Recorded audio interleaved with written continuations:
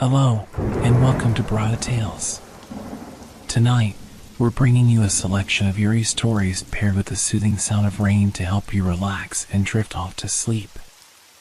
Before diving into the atmosphere of suspense, leave a comment below letting us know where you're watching from and what time it is.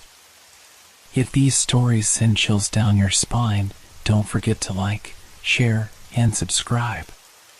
Get comfortable, let the fear gradually envelop you, and tell us what kind of stories you'd like to hear next time. Settle in, we're about to begin. It was the kind of night where everything felt wrong even before the storm hit. I sat in my dimly lit living room, staring out the window at the night sky, already heavy with the promise of rain. The wind was picking up, whistling through the trees and rattling the branches like skeletal hands searching for something to grab. The air felt thick, charged, like something was on the edge of breaking. I was alone, as usual. A strange feeling of isolation settled over me, not just from the silence of the house, but from the very air itself. It was as if the world outside had paused, holding its breath in anticipation of something. And then, suddenly, the lights flickered. I looked up just as the electric hum of the house died, leaving me in a deep, unnatural darkness. My heart skipped a beat. The storm had come, and with it, the power had gone out. The only source of light now came from the occasional flash of lightning outside, briefly illuminating the storm-tossed trees and the empty street beyond my window. I moved to the window, drawn by something I couldn't explain. The wind howled louder now, sending the branches of the trees into a frenzied dance. But then, in the midst of it, I saw something. A shape. It was fleeting, barely visible in the darkness. I blinked, wondering if it was just the way the shadows played tricks on my eyes. But no, there it was again. Someone, moving in the yard of the house across the street. The flash of lightning revealed a dark figure, hunched and twisting as if struggling against the storm. A shiver ran down my spine. It was too late for anyone to be out there, not with this kind of weather. The storm had turned fierce, and anyone sane would have stayed indoors. But there it was, undeniably there.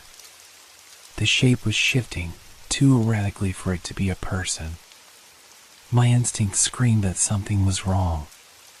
The next flash of lightning revealed the yard, but it also revealed something closer.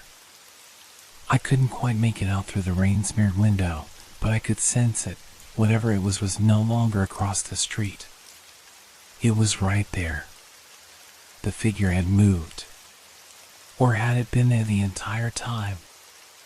I took a step back, my mind racing to find some explanation. The wind screamed louder, the sound rising in intensity until it was all-consuming. My breath caught in my throat. I knew I had to do something, lock the door, grab a phone, call someone. But I couldn't move. The cold dread had rooted me to the spot, my heart beating faster, pounding in my ears. Then came the sound, the unmistakable sound of footsteps. Slow. Heavy. But strangely muffled, like the person, or whatever it was, wasn't fully touching the ground. I wasn't imagining this. The footsteps came closer. Each one was deliberate, echoing in the eerie silence that followed the storm's howl.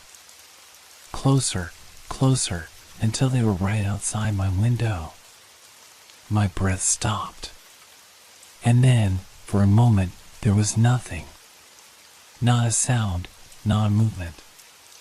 Just the quiet, unbearable stillness of the night. I dared to look again. And there, standing just beyond the glass, was someone staring back at me. The figure was taller than any person I had ever seen, its features indistinct in the shadows, but I could feel the weight of its gaze. The darkness outside pressed in, suffocating, as if the figure was all there was left in the world. The storm was forgotten. The house felt smaller, the walls pressing in around me. I was trapped, and I wasn't sure whether the danger was the thing outside the window or something much worse inside with me. I froze. My heart raced, pounding against my chest as if trying to break free. Every muscle in my body screamed to move, to run, but I couldn't. My eyes were locked on that figure, its form almost blending with the night, as if it had become one with the shadows. It didn't move. It just stood there, staring at me with an intensity that made my skin crawl. I could feel the temperature in the room drop, the air thickening as if the very space around me was being swallowed by darkness. The storm raged on outside, the wind now howling like some primal creature, but inside, all I could hear was my own ragged breathing and the pounding of my heart. Every instinct screamed at me to turn away, to break the connection, but something held me in place. The figure's head tilted ever so slightly, as if it was studying me, considering me. The faint light from the distant lightning flashes reflected off its silhouette, but there were no details, no defining features. It was a shadow. A form too wrong to be real, too unnatural to belong in this world. I wanted to scream. I wanted to shout for help, to call out, but the words stuck in my throat. A strange, oppressive pressure seemed to press down on me, making it impossible to speak, to move. And then, just as suddenly as it had appeared, the figure began to move. Slowly. Deliberately. The air around me grew heavier, thick with tension. The footsteps were no longer muffled. I could hear them clearly now, the soft but unmistakable sound of something or someone walking across the grass outside. It wasn't running. It wasn't hurrying. It was stalking. I backed away from the window, my feet stumbling over the floorboards as I fumbled for the light switch. But the power was still out. Darkness surrounded me, engulfing everything, leaving me with nothing but the sound of those slow, deliberate steps. My mind raced, trying to make sense of what was happening. Could it be an animal? A person? No, this wasn't right. The movements were too calculated, too deliberate. And the way it had appeared, as if it had been waiting for me to notice. As if it had been watching me all along. I felt a cold chill crawl up my spine. I wasn't alone.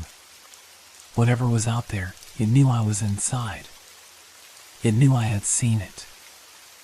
I forced myself to move, taking a few shaky steps toward the door, my hand reaching for the handle. My breath was shallow, panic creeping into my chest. I couldn't stay here. I needed to get out, to find somewhere safe. The sound of footsteps was growing louder now, circling the house. It was as if the figure was methodically checking every corner, making sure there was no escape. Just as I reached the door, a loud, bone-rattling thud echoed through the room. I spun around, heart in my throat, to see the window, the same window where the figure had been standing, was now cracked. A single long line of broken glass had appeared, as though something had struck it from the outside. My breath hitched. I wasn't imagining it. It had broken in. The darkness outside seemed to move, as if the shadows were alive, crawling across the glass, reaching for me. I could feel something heavy, something alive, pressing against the window, as if it were trying to get in. I ran. My feet pounded across the floor as I bolted for the back door, praying that the lock would hold. I could still hear the footsteps, now directly outside, pacing like a predator closing in on its prey. I fumbled with the door, my hands shaking, but finally it opened. I stepped into the backyard, gasping for air, my eyes frantically scanning the night. The storm was still raging, the wind howling, but it felt as though the world had shifted. The yard seemed endless, the shadows growing longer and darker with every passing second. I couldn't see what was behind me, but I could feel it, the presence, looming just out of sight. Suddenly, the ground beneath my feet gave way. I stumbled, nearly losing my balance, as a sharp pain shot through my ankle. I looked down and saw nothing. No hole, no obstruction. Just the ground. But the sensation didn't stop. It was as if the earth itself was shifting beneath me, like something was pulling me deeper into the ground. The panic returned, swelling in my chest, and I quickly jerked my foot free, stumbling away. And that's when I heard it. A soft, almost imperceptible whisper. It wasn't from behind me. It wasn't from the shadows. It was from within me. A voice, low and breathy, whispered a single word, "Run." My blood turned to ice. It wasn't my voice. It wasn't even a human voice. But it was clear. It was urgent. And it was warning me. I didn't need another push. I turned and ran, not knowing where I was going, only knowing that I had to get away, as far away as I could. The sound of footsteps, heavy, slow, deliberate, followed me. But now, the whispering voice seemed to guide me, pushing me forward towards something I couldn't yet see. Whatever was out there was still coming. I ran through the backyard, my feet slipping on the wet grass, heart pounding in my chest like a war drum. Every step felt like a small victory against the terror that clawed at my insides, urging me to run faster. I didn't dare look back, didn't dare stop to see what was gaining on me. The whisper had only pushed me further into panic. Every fiber of my being screamed that I needed to get as far away from the house as possible. But where could I go? The streetlights seemed miles away, and the storm raged on, making everything feel more distant and isolated. The world felt distorted now, the wind howling, the trees bending unnaturally, as though they too were trying to escape. The air was thick with moisture, heavy with the scent of wet earth and rain, but there was something else, something bitter, metallic, in the air. It stank like blood. I stumbled forward, my breath ragged, the sound of my feet splashing in the puddles the only noise I could hear. Then, through the din of the storm, I caught a new sound, a low, guttural growl like an animal preparing to strike. It was so close. I froze. The air around me seemed to freeze too, suffocating. The growl was followed by the unmistakable sound of footsteps again, but now they were louder, closer, faster. A primal sense of terror flooded me, but I knew I couldn't just stand there. I couldn't afford to stop. So I kept moving, my legs aching, my lungs burning, as I pushed myself to run harder, faster. The world was spinning. I couldn't make sense of anything anymore. The trees loomed above me like dark giants, their twisted branches reaching down toward me, as if trying to grab me and pull me into the shadows. I tried to keep my bearings, to keep my focus, but the storm and the darkness were disorienting. The yard stretched endlessly in front of me, the path to the street nowhere in sight. Then came another sound, closer. A soft rustling behind me, like something scraping against the ground. It was almost gentle, but it held a threat. A promise of something sinister that was trailing me, closing in on me with every breath I took. I risked a glance over my shoulder. For a split second, I thought I saw it, a blur of motion, a dark figure darting between the trees, too quick to fully register. But I saw the eyes. Red, gleaming like twin embers in the night. They were locked on me, unblinking, and they followed my every move. I could feel the gaze, like cold fingers brushing against my skin. I screamed, not even realizing I was doing it, and turned forward again, my panic reaching a new peak. The whisper returned, louder now, urgent. Hurry! The voice wasn't my own, it wasn't even human, but it was clear, like an echo from deep within the earth. It felt like the very ground was speaking to me, urging me to escape. I ran, my legs barely holding me up. My breath was ragged, sharp in the cold air, and the world around me was a blur. The yard, the trees, the shadows, they all twisted and swirled in a nightmarish dance, growing more hostile with every step I took. Every sound, every movement, felt like it was part of something larger, something relentless. Suddenly, a sharp crack split the air, a tree branch snapped, and the ground shook beneath me. I barely had time to react as something huge crashed through the underbrush, a massive shadow sweeping across the yard. The ground trembled beneath me. My feet nearly gave way, but I forced myself forward, faster, toward the street, toward any sign of safety. But as I neared the edge of the yard, I realized something. The street was no longer there. The trees had closed in on it, blocking the way, and the road was swallowed up by the darkness. I turned, panic surging through me, my chest tightening. The trees around me seemed to close in, their shadows reaching toward me like arms.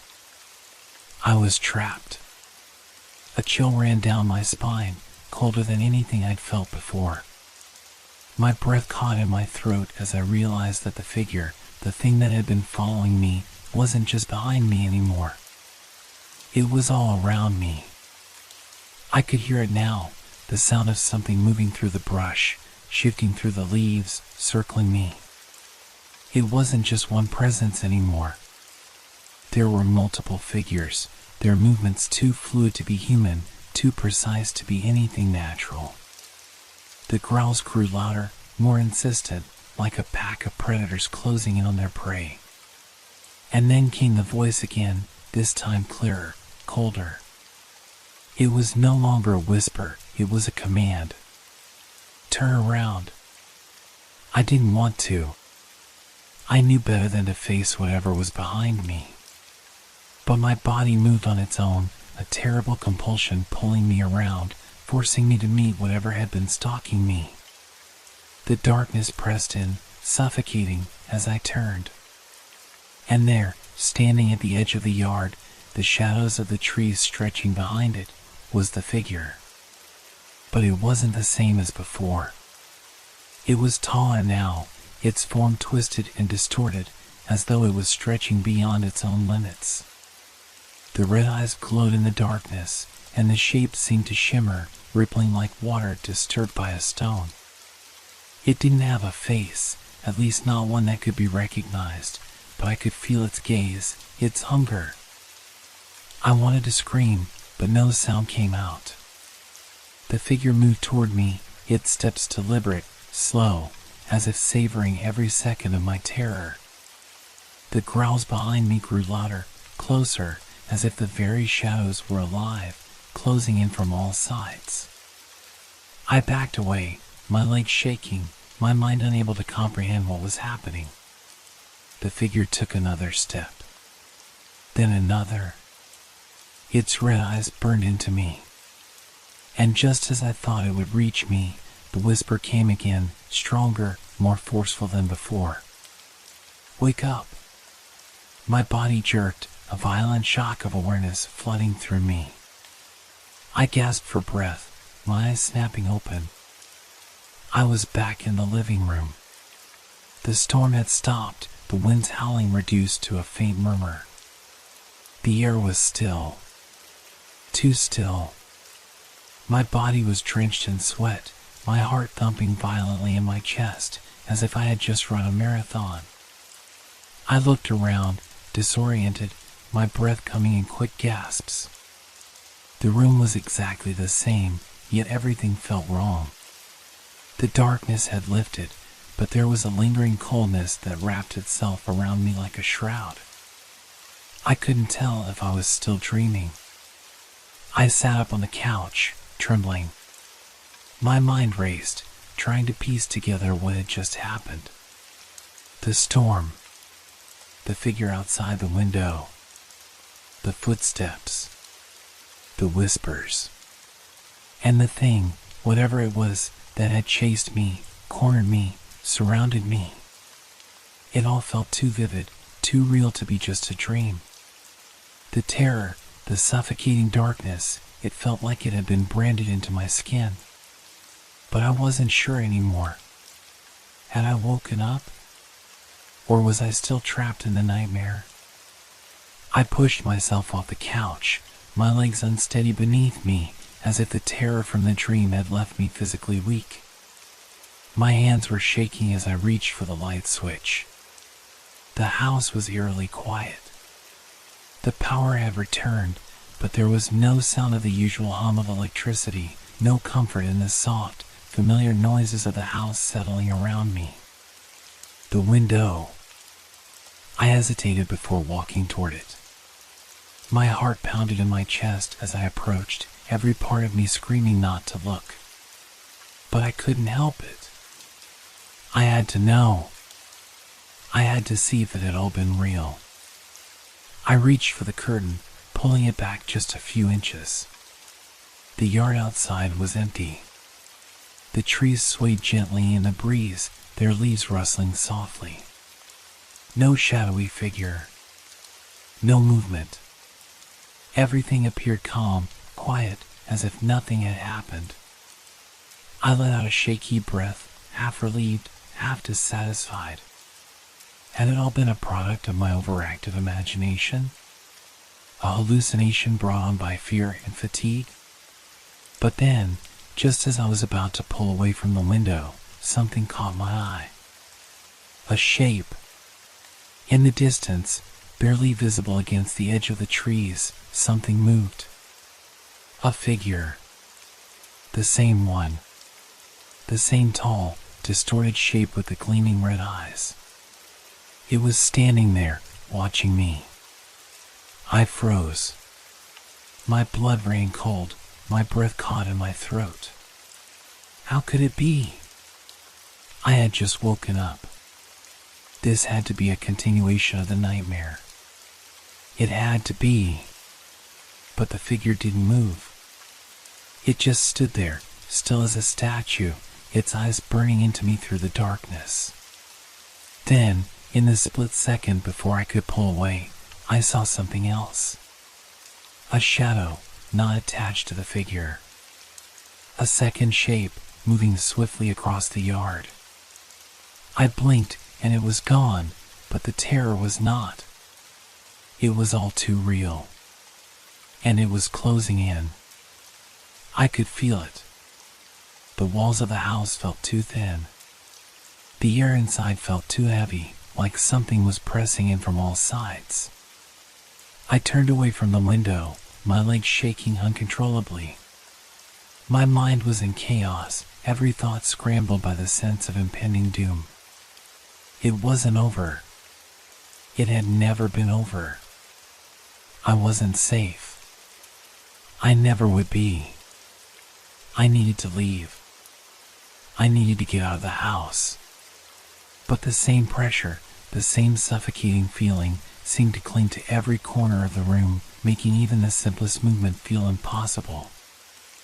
I reached for the door, my fingers trembling as I grasped the handle. The whisper came again, quiet but unmistakable, "Hurry." I flung the door open and stepped out into the night. The storm had passed, but the air was thick, heavy with something unnameable. The yard looked different now, as if it had shifted while I wasn't looking. The trees seemed to loom larger, their dark silhouettes stretched out like claws in the faint moonlight. The shadows felt deeper, darker, and I could hear the rustling of something moving through the brush, just out of sight. The whisper returned, louder this time, echoing in my mind, "It's coming." I turned, trying to steady my breathing, my chest tight with fear. I had to run, I knew that. But something in the pit of my stomach told me that it didn't matter how far I ran. It would follow me. It had always been following me. I glanced over my shoulder, expecting to see the figure moving closer. But instead, I saw the empty yard. Silence. A silence so profound it felt unnatural, like the world had stopped. And then, as if the very ground had shifted beneath me, the darkness took shape again. The air grew colder, the temperature dropping so quickly I could see my breath. My skin crawled, and I knew that it was here. I looked up, and it was standing there, in the middle of the yard. Not in the distance. Not beyond the trees. But right in front of me. Its red eyes burned through the darkness, fixed on me. It didn't move. It didn't need to. The distance between us closed with every breath I took. The world around me blurred. My vision became a haze, and the whisper, the same voice, filled my head once more. It's not just here. It's inside you. I wanted to scream. I wanted to run. But I was rooted to the spot, unable to move, unable to escape. And then, as the figure took its first step toward me, the world went black. I woke up in the dark again, but this time, I wasn't in my house. I wasn't anywhere familiar. The darkness around me was thick and suffocating, pressing down on me like a heavy weight. I could feel the cold biting at my skin, and I realized I was lying on the ground, my hands gripping something cold and smooth. The moment my eyes adjusted to the dark, I saw it. The figure. It stood above me, looming, its red eyes staring down at me. It wasn't just a shadow anymore. It had shape. It had form. It had weight. And it wasn't just outside anymore. It was inside. I could feel it, the suffocating pressure, the coldness that wrapped around me like an iron chain. My body was frozen, my muscles refusing to move as the weight of the figure pressed in from every side. The red eyes glowed in the oppressive darkness, piercing through the blackness like twin beacons of hell. I tried to breathe, but my chest was tight, as if the very air was being squeezed out of me. I tried to scream, but the sound didn't leave my throat. It was as if the air around me had thickened, making even the simplest act impossible. The world felt wrong, contorted, warped. I could feel the darkness closing in, pressing in on all sides, and the figure moved closer, its steps soundless, as though it wasn't walking on the ground at all. It stopped just above me, its presence consuming the space, the very air growing colder with every passing second. I could feel its gaze, burning into me, and the sensation was more than physical. It was like it was crawling inside my mind, probing, searching for something. For me. For whatever it wanted. Why? I finally managed to whisper, my voice barely audible in the thick silence. The figure didn't answer. It didn't need to. There was no need for words. The pressure it exuded, the weight of its presence, was more than enough. It didn't need to speak, it was already inside me. I could feel the connection now, deep within my chest, like a knot that had been tied in the darkest part of my soul. The figure didn't have to move, it was already there. It had always been there. I wanted to run. I wanted to fight, to escape, but I couldn't. My body wouldn't respond. I was trapped in my own mind, unable to pull away from the creeping terror that gripped me. Then, through the silence, came the voice again, low, guttural, like it was coming from the deepest part of the earth. You belong here. The words resonated through my chest, vibrating in the very marrow of my bones. The sensation was indescribable, like the world itself was rejecting me, like I was sinking into something too dark and too ancient to comprehend. I tried to look away, to escape, but the red eyes held me in place, like iron shackles around my soul. "You can't leave." The voice whispered again, this time from within me. It was no longer separate from me. It was me. I felt it, a coldness creeping from the center of my being, spreading like ice through my veins. It wasn't just the figure that had invaded my mind, it was something older, something worse. The figure was merely a messenger, a harbinger of something far more terrifying. Something that wanted me to understand that it wasn't just here in this world, it was in me. And I couldn't escape it. The ground beneath me trembled, the very earth quaking with a deep, rumbling growl. The darkness around me deepened, coiling tighter, and I realized I wasn't alone. The figure was just the beginning. The shadows in the corners of the room shifted, lengthened, until they merged into something larger, something incomprehensible. The walls around me seemed to pulse, as though they were breathing, and I could feel them, whatever they were, closing in on me. I couldn't think. I couldn't move. All I could feel was the weight of the presence pressing in, suffocating, crushing me. And then I understood. I understood that it wasn't just my body that had been consumed. It was my mind, my soul. The darkness had already taken root inside me. And in that moment, I knew I wasn't ever going to be free. The room was silent. The air still. The storm had passed. But the figure, the shadows, they remained, lingering in the corners of my mind. They were inside me now. I could feel them, even in the light. I could feel their eyes on me, watching. I wasn't sure why I had stopped running, why I had stopped fighting. But I knew one thing, the darkness had never left. It was always there, just beneath the surface, waiting to pull me back in. And every time I closed my eyes, I could still hear the voice. "You belong here." The storm had passed. But the nightmare? It was far from over.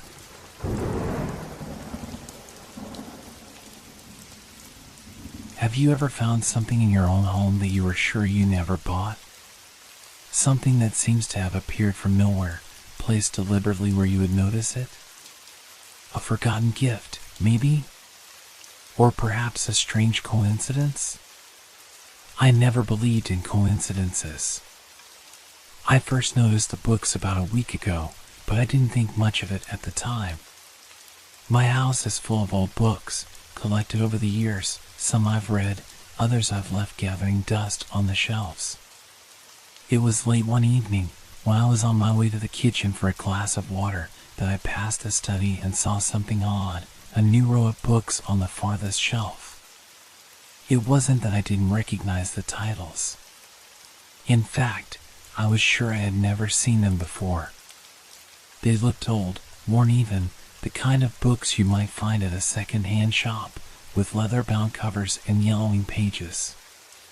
There were 5 of them, all lined up perfectly. I stopped in front of them, my fingers hovering just above the first one. It had no title, just an intricate symbol on the spine, something I couldn't quite make out in the dim light. But it was that symbol that caught my attention. A feeling of unease settled over me, like a weight pressing down on my chest. I shook it off, as though the feeling was just my imagination playing tricks. After all, I had been under a lot of stress lately, work was piling up, and my sleep was erratic. I pulled the first book from the shelf, the cover crinkling under my fingers. It was heavy. Too heavy for its size. The air around me seemed to thicken as I opened the first page, the musty smell of aged paper filling my nose. And then I saw it. The first line of text was strange. It wasn't the usual ink on paper, the kind you'd expect from a novel or even an old journal. No, this felt different. It felt personal. The day will come when you hear a knock at the door and you will be forced to make a choice. I paused, staring at the words. There was something about them, something about the phrasing, that made my heart race. My hands trembled as I turned the page. The writing continued, describing a series of events that, at first, seemed ordinary enough, small details of my life. Things I knew, things I had done, all written in the past tense, like someone recounting memories. But then the words began to describe things I hadn't done yet. Things that hadn't happened. And that's when the unease turned to fear. I read on, my eyes wide as the pages unfolded before me, each sentence describing events that had yet to take place, moments in my future. It wasn't a story, it was a prediction. You will walk to the corner store, where you will meet a woman who will offer you a proposition. You will hesitate, but eventually you will agree. The air felt colder now, like the temperature in the room had suddenly dropped. I shivered, but I couldn't tear my eyes away from the page. The book didn't feel like a book anymore. It felt like a map, charting out my life, my decisions, every step I would take, before I even knew what I would do. I looked at the next page, my hands shaking. There it was again, something that hadn't happened yet. The phone call will come late at night, and you will answer, only to hear silence on the other end. It will be the start of something you cannot escape. I slammed the book shut. My heart was pounding in my chest. I had to breathe. This was insane. How could this book know what would happen to me? I had never seen it before. I had never bought it. I dropped the book back onto the shelf and stepped back, the hairs on the back of my neck standing up. But as I turned to leave, something made me glance back. The other books, the ones next to the first, were no longer just sitting there. They were leaning slightly forward, as if inviting me to read them. I didn't want to. I didn't want to open another book. But I couldn't stop myself. My hand reached for the second one, even though my mind screamed at me not to. I opened the second book, the same strange symbol on its spine. As soon as I turned the first page, the words jumped out at me, just like the first. Tonight, you will find yourself standing at the door of your apartment, staring at the lock, knowing it's about to be unlocked, but not by you. My breath caught in my throat. I looked at the door to the study, half expecting it to swing open on its own. My stomach churned. How could this be? How could these books know so much? Was this some kind of prank? But the weight in my chest told me it was more than that. Much more. I slammed the book shut again, my hands trembling. I couldn't do this anymore. I had to stop. I had to leave the room, get away from whatever this was. I needed to put these books down, forget about them, move on with my life. But as I turned to leave, I noticed something on the floor. A small piece of paper, crumpled, as if it had fallen from one of the books. I bent down and picked it up, smoothing out the wrinkles. The handwriting was familiar. Too familiar. You are the one who wrote this. You just haven't realized it yet. My pulse quickened. My vision blurred for a moment. This wasn't happening. This couldn't be happening. I had to get out. I had to escape. But there was nowhere to run. The books had found me, and they were telling me things I didn't want to hear. I closed the door to the study, my heart racing, but the words still lingered in my mind. You are the one who wrote this. How could I have written it? How could I have known? And why, in the name of everything sane, were they showing me the future? I couldn't sleep that night. Every time I closed my eyes, the words from the books flooded my mind, swirling in a chaotic storm of unease. I tossed and turned in bed, trying to escape the feeling that something was closing in on me, something I couldn't control. The darkness of my bedroom felt oppressive, suffocating. I could almost hear the pages turning in the books, as though they were waiting for me to read more. I had to know. I had to figure out what these books were and why they seemed to know so much about me. But part of me was terrified of what I might find. As the night dragged on, I finally gave in. I couldn't ignore it any longer. I had to go back to the study. I stood up from the bed, the wooden floor creaking under my feet, and made my way through the dark hallway. My hands were cold, sweat beading on my forehead despite the chill in the air. The house seemed unnaturally quiet, as if the walls themselves were holding their breath. When I reached the study door, I hesitated for a moment. But then, my hand turned the knob.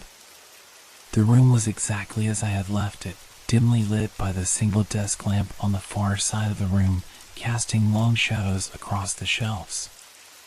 The books were still there, sitting in the same place, waiting for me. My heart raced, but I didn't stop. I had come this far.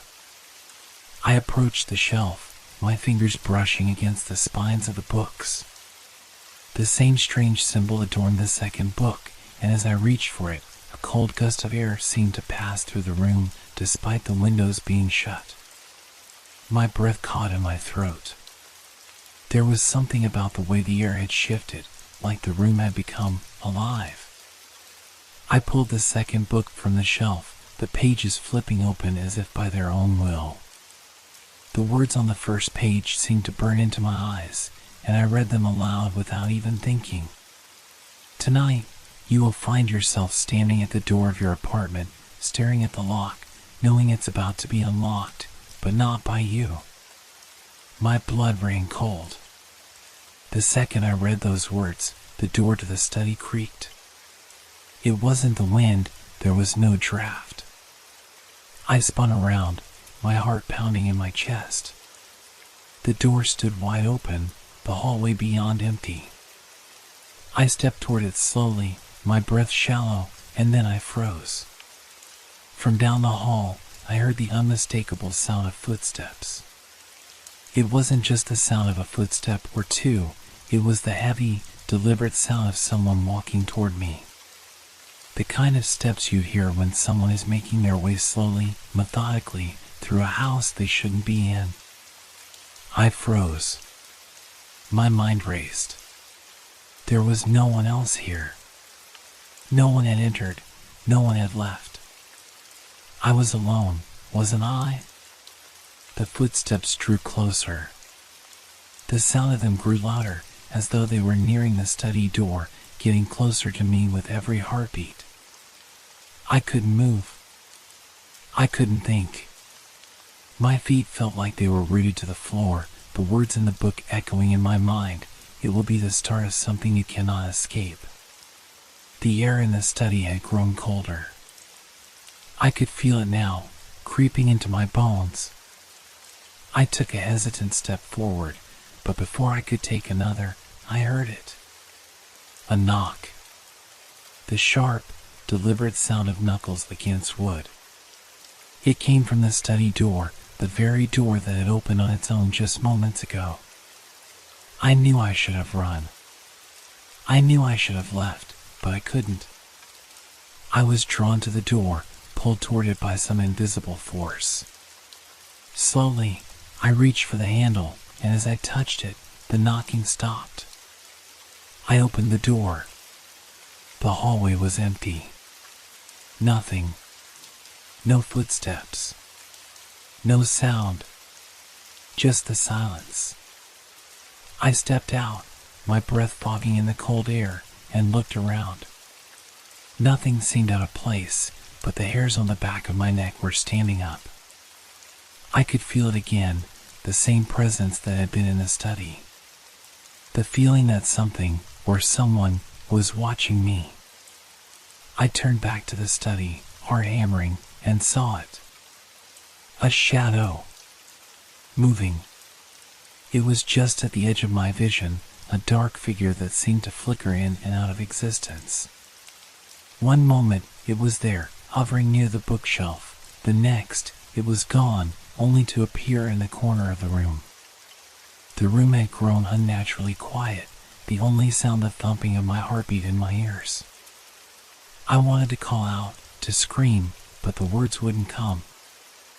I felt a cold rush of fear, paralyzing, suffocating. I knew I had to leave, but I couldn't tear my eyes away from the shifting darkness. "You've seen too much." The voice came from the shadows, a low whisper that sent a chill down my spine. The voice was familiar, yet foreign. It was mine, but not mine. And then I remembered. The piece of paper. The one I had found earlier, with the handwriting that had seemed so familiar. It wasn't just any handwriting, it was mine. I had written those words. I had written the future.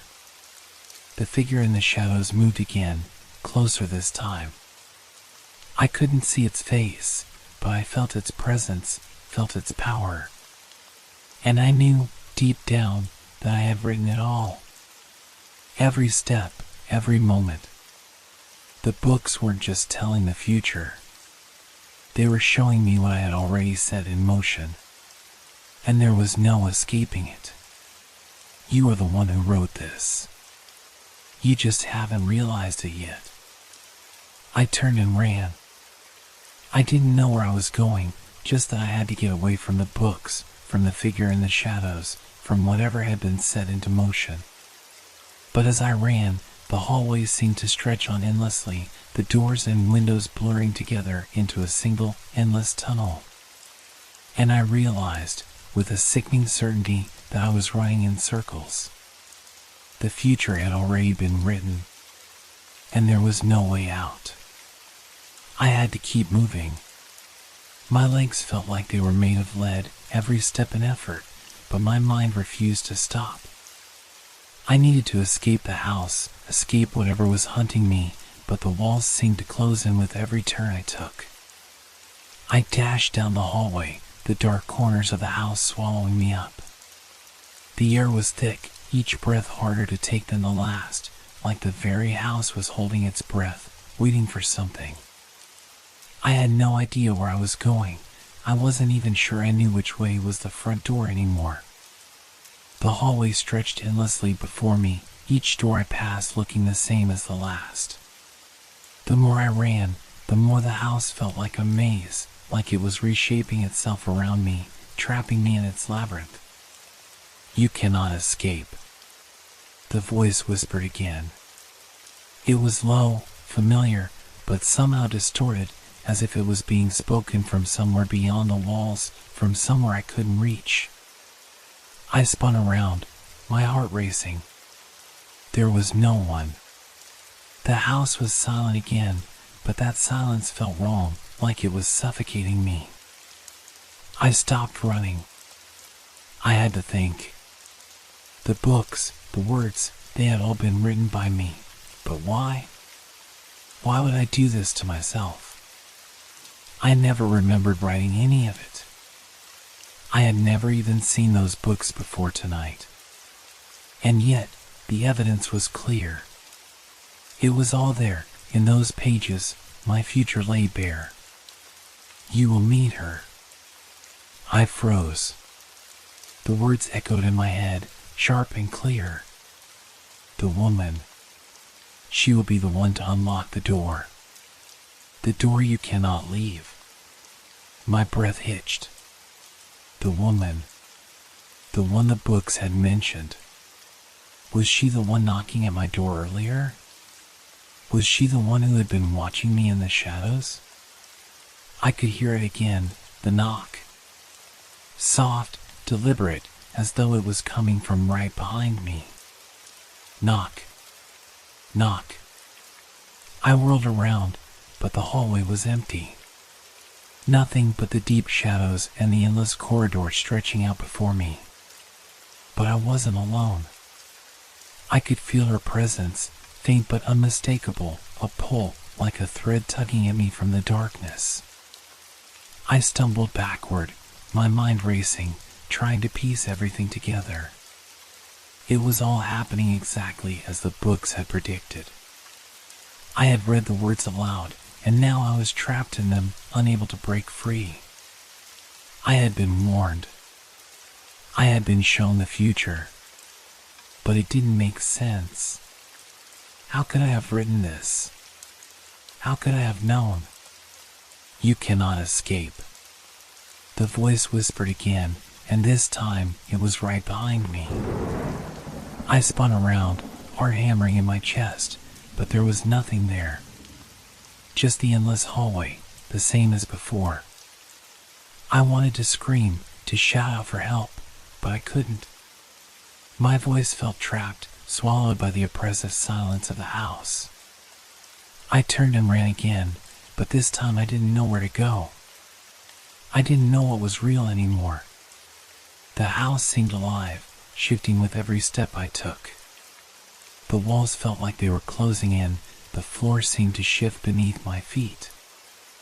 I could barely tell if I was moving forward or backward. You will find the door. You will open it. The whisper was back, louder now, echoing in my ears. It was the woman. I had to find her. I had to understand what was happening. I couldn't keep running. I couldn't outrun the truth. But the more I ran, the more I realized there was no escape. There never had been. You wrote this, and now you will live it. I stopped in the middle of the hallway, my chest heaving, the walls pressing on me. I couldn't breathe. The weight of it all, the knowledge, the fear, the realization that I had no control over what was happening, it was crushing me. And then, I saw it. At the end of the hallway, just before the final door, a figure stood. A woman. She was tall, draped in dark clothing, her face obscured by the shadows. I couldn't see her features, but I knew, somehow, that she was the one I had been waiting for. She was the one the books had warned me about. She stood still, as if waiting for me to approach, her presence filling the space between us. I wanted to run. I wanted to turn and escape, but I couldn't. My feet felt rooted to the spot, as if the house had claimed me. The woman raised her hand, a silent command, and in that moment, I knew this was it. This was the end of the path. I had written this moment. I had written everything that was happening to me. And now I had to face it. You've come to the door. Now you must open it. Her voice was clear, cold, like the final instruction in a script. And for some reason, I felt an overwhelming sense of inevitability. I had no choice. I had written this, and I had to live it. Slowly, I moved forward, my legs heavy, as if I was wading through water.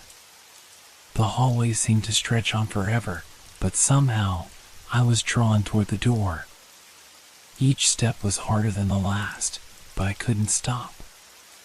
And then, as I reached out for the door handle, I felt it. The book had been right. The words had been right. I wasn't in control anymore. With trembling hands, I opened the door. And the world beyond it was nothing. It was empty. Just an endless void stretching out into the blackness. The door had led nowhere. There was no escape. I had opened it. I had followed the path. And now there was only darkness. I stepped forward into the nothingness. And as I did, the door slammed shut behind me. I floated into nothingness, suspended between worlds, between reality and the void. Time felt irrelevant here, if it existed at all. The silence enveloped me like a heavy fog, thick and suffocating. I couldn't feel the floor beneath my feet, nor could I see anything around me except for the endless black void stretching out in all directions. I had expected something, some answer, some truth, but there was nothing here. No light, no sound, no form, just an infinite emptiness. And then, a whisper. It wasn't the woman's voice this time. It wasn't the shadow that had haunted me. No, this whisper was softer, almost kind, but it carried a weight, like the final words of a condemned man. You wrote it all. The words felt like a shock to my system, as though they were a key unlocking something deep within me. The truth of it all hit me hard, like a wave crashing against the shore. The books, the words, I had written them. But why? Why had I done this to myself? I felt something stir in the emptiness. Not a sound, not a movement, but a shift, a subtle change in the very air around me. The whisper had come from somewhere, but I couldn't trace it. I had written this. I had unknowingly sealed my fate with every word. But there was something more. You cannot change it. It's already been set. I gasped, the air thick in my lungs, as if it was the first breath I'd taken since I stepped into this place. Panic surged through me. I tried to speak, but no words came. My body was there, but my voice felt trapped. All I could do was think about what I had written, about how the future had unfolded exactly as the books had predicted. But you can still choose. The voice was clearer now, more distinct. And somehow, I understood. It wasn't offering me an escape. It wasn't offering me a way out. It was offering me a choice. A choice, but no escape. I felt a sudden, sharp pull on my chest, as though something invisible had latched onto my very soul. The weight of it was unbearable. I wanted to scream, to run, to escape whatever this was. But it was too late. There was no escape. The space around me began to shift, slowly at first, like a fog rolling across a field. The blackness faded, revealing shapes, faint outlines, like the outlines of a room, familiar, yet distorted. I could make out the silhouette of the study, the one I had run through earlier. But this wasn't the study from before. It was twisted, wrong. The shelves seemed to stretch too high, the walls too narrow. The desk was still there, but the books were missing. And then I saw her. The woman. She stood in the center of the room, facing me. Her features were still obscured, hidden in shadows, but her presence was undeniable. There was no mistaking her. She was the one who had been waiting for me, the one who had been guiding me toward this moment. "You've come far," she said softly, her voice gentle, almost like a lullaby. "But the path doesn't end here." I felt my knees give way, and I collapsed to the floor. The weight of her words, the gravity of everything I had learned, was too much to bear. I had no strength left. "You've seen what's coming," she continued, her voice still soothing, but there was something dark in it now. "The future you've written, it's already happening. But you can still make a choice." I looked up at her, trembling, my heart beating in my throat. "What choice?" I whispered. She didn't answer right away. Instead, she moved toward me, her movements slow, deliberate, like a shadow slipping through the cracks in the world. I wanted to back away, but I couldn't move. My body felt heavy, like it was bound by invisible chains.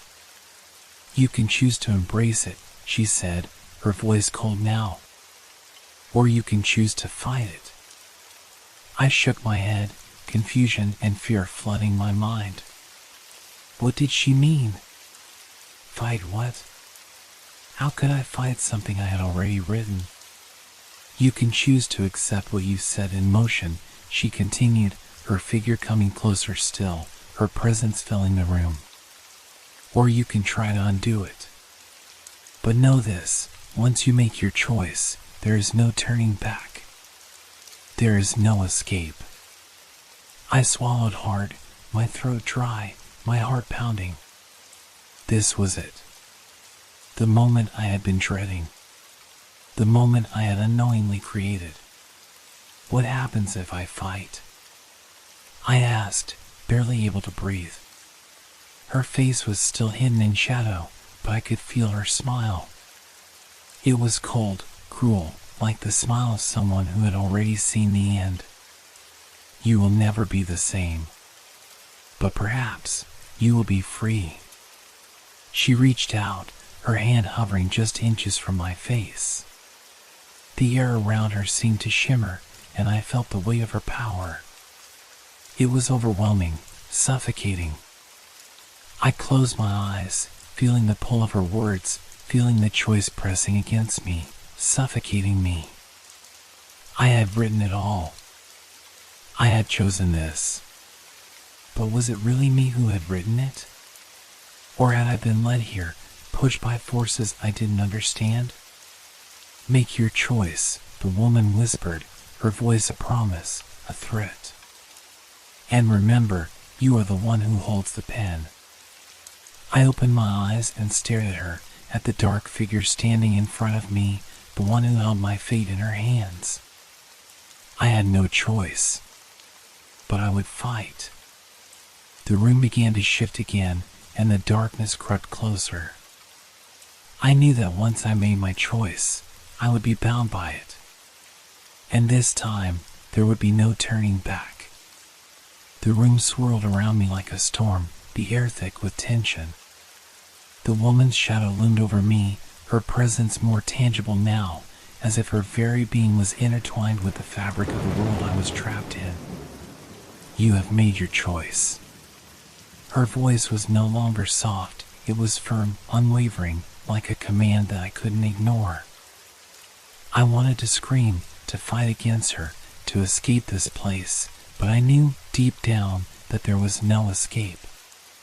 No matter how hard I tried, I had already sealed my fate the moment I picked up those books. The moment I had written my own story. But still, I fought it. What happens if I fight? The words tumbled out of my mouth, my voice shaky with fear. She didn't answer right away. Her lips curled into a faint smile, the kind you get when you know something that someone else doesn't. It was a smile full of secrets, full of promises, none of them good. "You will be lost," she said softly, her voice almost a purr. "Lost to the story you've written. Lost to the choices you made. There is no escaping the path you've set." I closed my eyes, feeling the weight of her words pressing down on me. But in the stillness of my mind, a new thought emerged. A new understanding. I could still change it. The books, they weren't just a record of what would happen. They were a guide, a map of choices. And if I could change the path once, maybe I could do it again. What if I change it? I said, my voice louder now, steadying with determination. The woman tilted her head, her eyes narrowing ever so slightly. She hadn't expected that. "You can't." Her voice was cold, final. "It's already done. The ink is spilled, the words are written. You cannot rewrite what is already in motion." But I didn't listen. Something inside me, something I hadn't realized until now, pushed me forward. I reached into the space between us, the air thick with the energy of the choice, and I grabbed at the unseen threads of my future.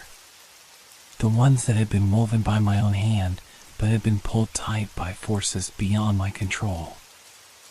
"I will fight," I whispered, my voice shaking, but resolute. "I will change it.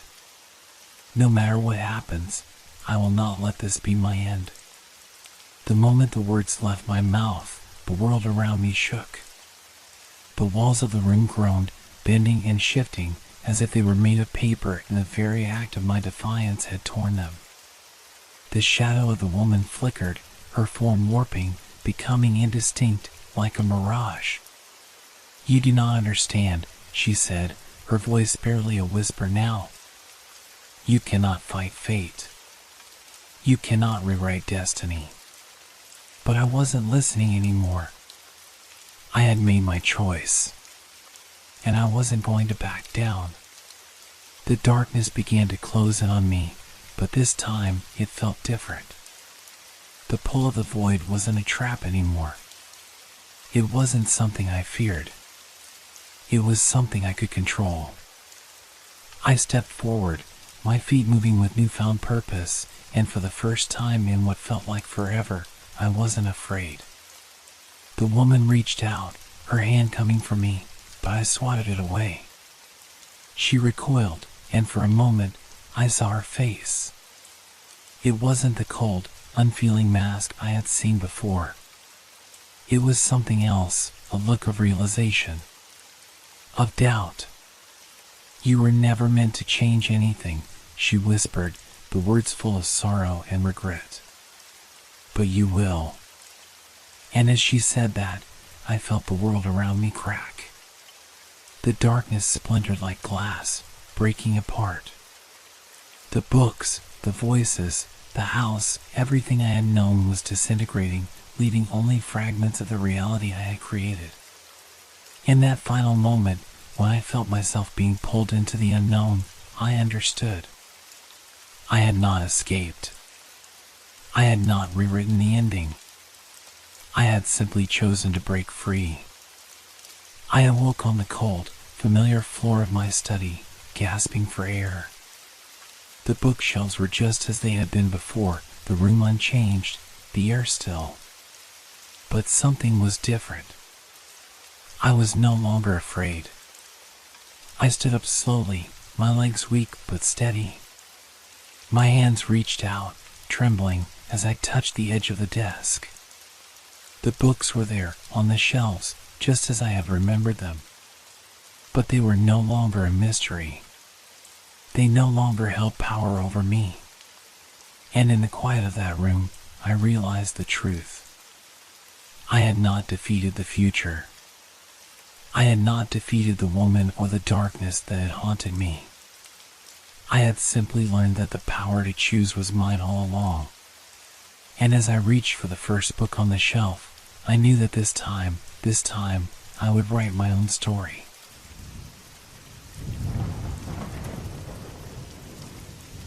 Have you ever had the feeling that someone is watching you, even when you're completely alone?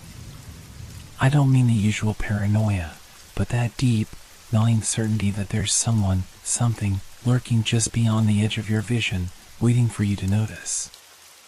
That's how it started. It was subtle at first. A quiet rustling of the air, a faint movement behind me, a presence I couldn't quite place. It didn't scare me at first. Not really. It was more like a curiosity, an itch that I couldn't scratch. But as the days passed, the feeling grew stronger, more insistent. I began to notice things, the way the shadows in my apartment seemed to stretch a little longer at night, how the silence would thicken around me like a heavy blanket when I was alone. Then came the whispers. I don't know when it started exactly, but one evening, after I had locked myself in my bedroom to escape the noise of the world, I heard it. A soft voice, just behind me, barely louder than a breath. I froze, my heart leaping in my chest. The whisper was too clear to ignore, but it was too faint to understand. It wasn't even words, more like an unintelligible murmur, like someone trying to speak without letting their voice rise above a whisper. I turned quickly, my eyes darting around the room, but there was nothing. No one. I tried to brush it off, thinking it was just my mind playing tricks. The stress from work, the isolation of being alone too much, maybe it was all catching up to me. But it wasn't the last time. The whispers came again, each time a little clearer, a little closer. I couldn't make sense of them, and that frightened me more than anything. The first whisper had been a vague, distant sound, barely enough to raise suspicion. But as the weeks passed, it became something else entirely. The whispers grew in intensity, circling around me, always from behind, always just out of reach. Don't look back. The voice was softer now, almost playful, like a child's taunt. But the warning sent a chill down my spine. It didn't sound like a suggestion, it was a command. I froze, unsure of how to react. The voice was clear in my mind, as though someone were standing behind me, whispering directly into my ear. But when I turned, no one was there. The room was just as empty as it had been before. Still, I couldn't shake the feeling of being watched. The next day, I tried to go about my life as usual. I walked around my apartment, cleaned, prepared meals, all while the whisper echoed faintly in the background. It never went away. Even as I tried to focus on something, anything else, it lingered, persisted, unyielding. Don't look back. The command was growing stronger, more insistent with each passing day. And each time I heard it, I was reminded of the rule, never look back. It became a game. Or at least, it felt like one. The whisper was always there, always behind me, but I had learned to ignore it, or so I thought. Then, one evening, while I was alone in the kitchen, preparing dinner, I heard it again. Only this time, it was different. There was an urgency to it, a sharpness that sliced through the normal hum of my thoughts. Look. My breath caught in my throat. The voice was almost pleading now, desperate. It wasn't the same whisper as before. It was louder, more real, and for the first time, I felt like I was being drawn toward it, compelled to listen. I didn't want to turn around. I didn't want to give in to the terror that gripped my chest. But the voice was so clear now, so forceful, that I felt a strange pull in my gut. It wasn't the same playful tone I had heard before, it was darker, more urgent. I fought it, forcing myself to stay still, to ignore the voice, to not turn around. But something in the room shifted. The air grew colder. The silence deepened, becoming heavy and suffocating. And then, without thinking, my eyes flicked toward the hallway. There, just at the edge of my vision, I saw it. A figure. A dark shadow, barely distinguishable from the gloom of the hallway. It stood still, unmoving, as if waiting for me to notice it. My breath caught in my throat, and I felt a sharp spike of fear that made my pulse race. It wasn't a person. It wasn't even a thing. It was just there, waiting. I couldn't look away, even though every part of me screamed to run, to escape. But I didn't. I stayed frozen, my eyes locked on that figure, my heart pounding in my chest. The figure didn't move. It didn't speak. It just stood there, like a specter from the depths of my worst nightmare. The whisper came again, louder this time, as if the voice itself were trembling with fear. Don't look back. Don't look back. But it was too late. In that instant, I realized the truth. The whisper wasn't just a warning. It was a command. a command to never turn around, because if I did, I didn't want to know what would happen. But the question remained. Why had it come? Why was it here, in my home, in my life? And more importantly, what would happen if I didn't listen? The answer, I knew, was something I would never be able to outrun. I couldn't stop thinking about that figure in the hallway. It had been an instant, a fleeting moment where time seemed to stretch endlessly, but its presence lingered in my mind like a shadow that refused to leave. That thing, whatever it was, hadn't moved, hadn't made a sound, and yet its stillness was more unsettling than any movement could have been. For hours after, I paced the apartment, trying to shake the feeling of being watched. The whisper had stopped, but its absence didn't bring relief. It felt wrong somehow, like the calm before a storm. I went about my evening as usual, but there was a gnawing anxiety that I couldn't shake. Every creak of the floorboards, every distant sound from the street outside, seemed amplified in the silence of the apartment. I tried to convince myself it was nothing. I hadn't actually seen anything, right? It was just a trick of the mind, the kind of thing that happens when you're alone too long, when the darkness starts to play games with your senses. But the truth was different. I knew it in my gut. Something had been there. Something had watched me.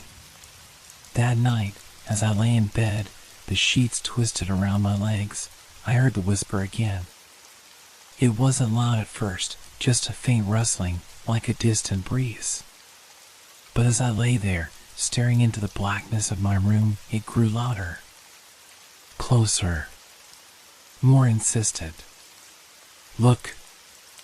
I froze, my breath catching in my throat. This time, the voice wasn't as soft. It had weight to it, as if it were right next to me, but I dared not move. My body trembled, a cold sweat forming on the back of my neck as I lay perfectly still.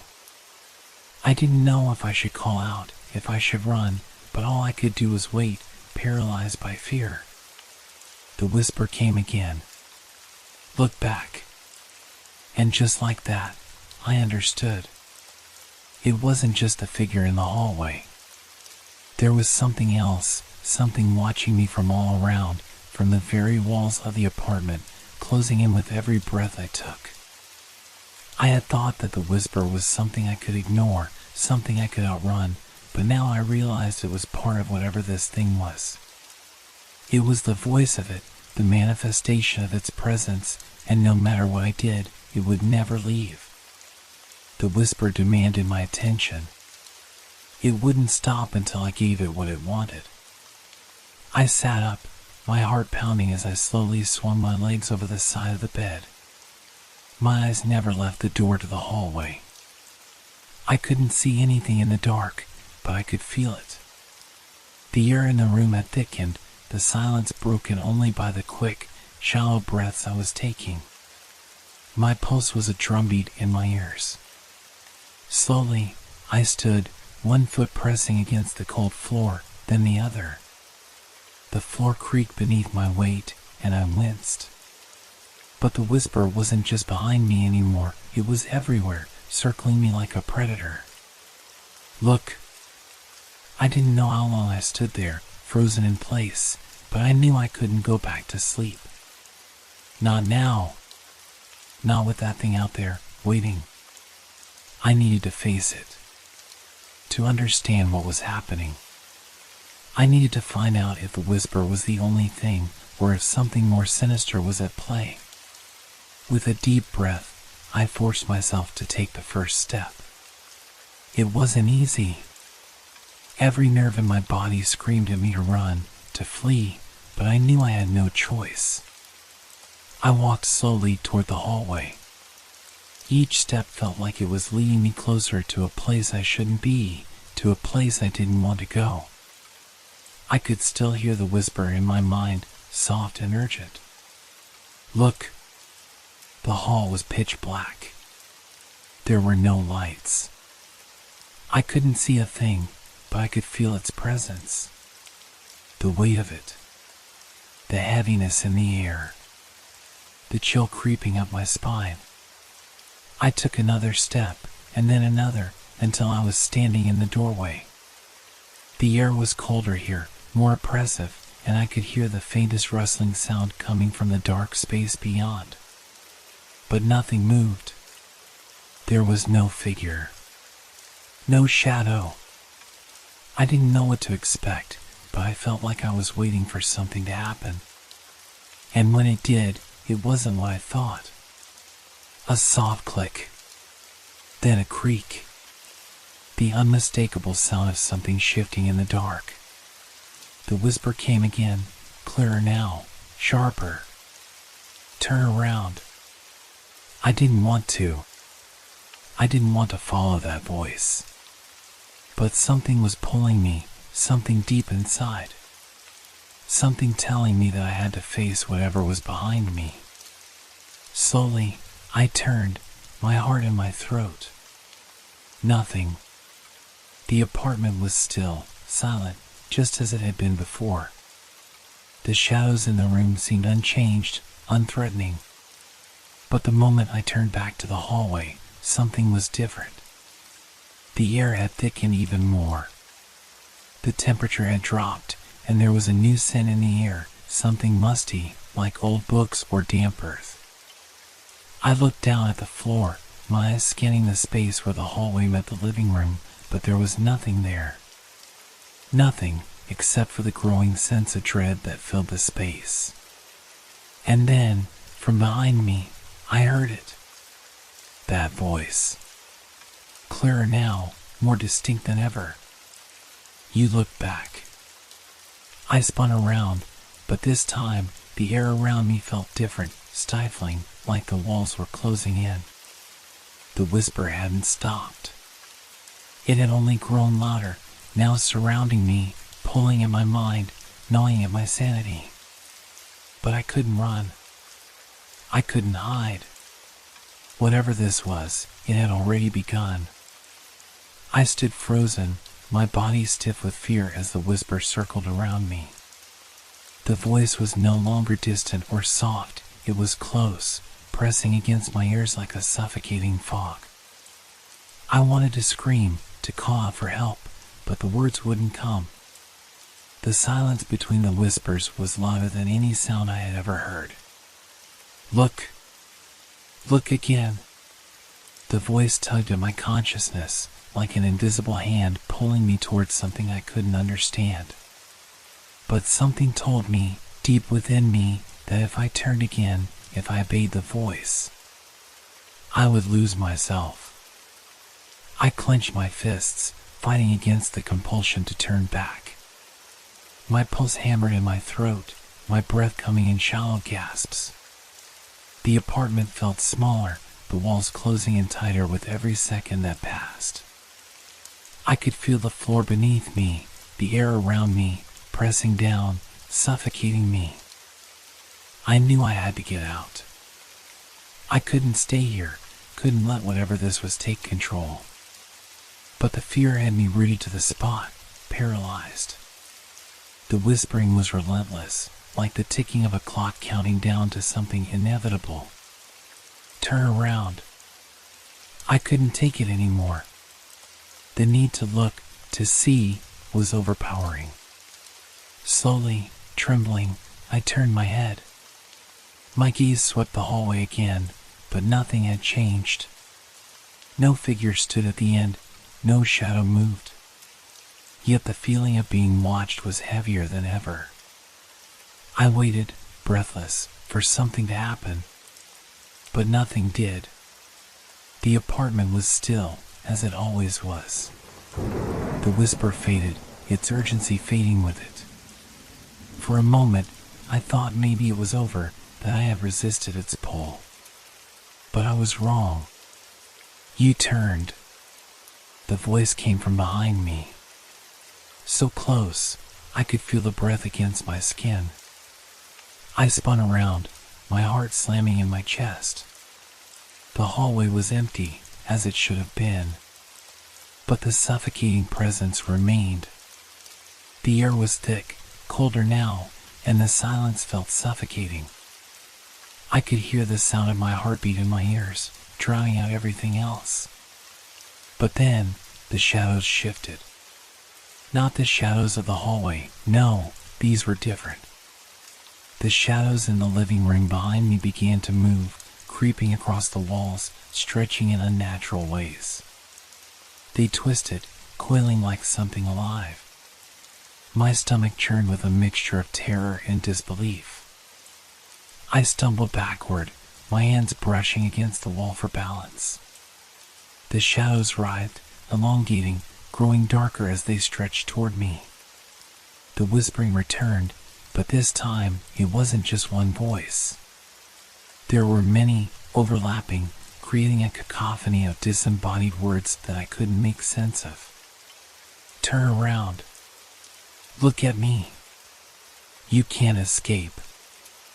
I clamped my hands over my ears, trying to block out the voices, but it was useless. The whispers penetrated my thoughts, invaded my mind. My vision blurred as the shadows surged forward, moving like liquid darkness, pooling at my feet. The air was thick with dread, choking me. The room felt like it was shrinking, the walls pressing in, the ceiling lowering, as if the very space around me was alive with malice. I had to move. I couldn't stand there any longer. My legs shook as I turned and bolted for the door. The whispering followed me, relentless, echoing in my mind like 1,000 voices screaming at once. I reached for the doorknob, but my hand shook too violently to grip it. I had to get out. I had to leave before whatever this thing was consumed me whole. The door flew open, but when I stepped out into the hallway, I froze. It wasn't my hallway. The walls were different. The floorboards were aged, warped, and the air smelled damp, musty, like old stone. My heart skipped a beat. The hallway was dimly lit by flickering sconces on the walls, casting eerie shadows that seemed to move as if alive. This wasn't my apartment. This wasn't my building. You should have looked. The voice came from everywhere, surrounding me. I could feel it pressing against my chest, squeezing the breath from my lungs. I didn't recognize this place, and yet it felt like I had been here before. It was familiar, but in a way that made my skin crawl. The walls felt like they were closing in, the air growing heavier with each step I took. I had to find a way out. I couldn't stay here. I couldn't stay in this nightmare. But when I looked behind me, the door had disappeared. The hallway stretched on endlessly, a labyrinth of dark, oppressive corridors that seemed to stretch forever. The whispering grew louder, angrier, until it became a roar in my ears. Look behind you. I felt it then, the cold, sharp presence that had been following me all this time. It wasn't just in my mind anymore, it was here, in this place. I didn't need to look back to know what was there. The darkness itself seemed to pulse, like a living thing, and I knew that if I looked back, it would be the last thing I ever did. I ran. My feet pounded against the floor as I sprinted down the corridor, my breath ragged in my chest. The whispers followed, twisting through the air, calling my name, urging me to turn, to look. But I didn't dare. I couldn't. If I did, I knew I would never escape. I rounded a corner, my heart racing. But then I froze. At the end of the hallway, standing in the dim light, was a figure. Tall, cloaked in shadow, unmoving. You looked, the voice whispered again, and this time it wasn't in my mind. It was real, tangible, coming from the figure. I felt my legs buckle beneath me. This was it. There was no escaping now. I couldn't breathe. My body froze in place, every muscle locked in terror as the figure at the end of the hallway began to move. It didn't walk, no, it glided. Its shadow stretched unnaturally long, swirling around its form like it was part of the dark itself. The whispers surged again, louder this time, a chorus of voices all demanding one thing. Come closer. I couldn't make myself take a single step forward. My feet felt like they were glued to the floor, my entire being screaming for me to run, but my legs wouldn't obey. The figure in the darkness drew nearer, its features still obscured by the veil of shadow, but I felt its eyes on me. Cold. Void of any humanity. And I knew, without a doubt, that it was the source of the whispers. It had been with me all along, hiding just beyond my reach, watching, waiting. The air grew colder. My breath came out in shaky bursts, fogging in front of my face. It felt like the temperature had dropped to below freezing, and yet the figure was surrounded by an unnatural warmth. Like the very darkness was alive, pulsing with malevolent energy. I turned, my mind screaming for me to get away, but the hallway stretched endlessly in both directions. No exits. No windows. I was trapped in this suffocating maze, with nowhere to go but toward the thing that had been hunting me since the first whisper. Why did you look? The voice whispered again, now so close I could feel it brushing against my skin, sending shivers down my spine. You saw what you were never meant to see. Now you belong to me. The words chilled me to the bone, but I fought against the panic clawing at my chest. There had to be a way out. There had to be something I could do. I reached into my pocket for my phone. My hand shook violently as I pulled it out. The screen flickered on, but there was no signal. No bars.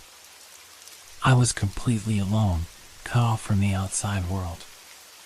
The cold, oppressive silence hung heavy, broken only by the soft whispers still circling in the air. The figure was closer now, close enough that I could almost feel its presence, its cold gaze boring into me. I dared to glance up. Its face, if you could even call it a face, was hidden in shadow, a mask of darkness that shifted like it had no true form. I could make out hollow eyes, dark pits that swallowed the light, and a twisted, gaping mouth that smiled as if it knew everything I had ever feared. I staggered backward, my breath ragged, heart pounding in my chest. Every instinct screamed at me to run, to escape, but I couldn't make my body move. It was like I was frozen in place, unable to break free of the invisible force that held me here. You can't leave, the figure whispered, its voice now an echo that reverberated in my mind, amplifying the terror inside me. You looked. You saw too much. Now you will stay with me. Forever.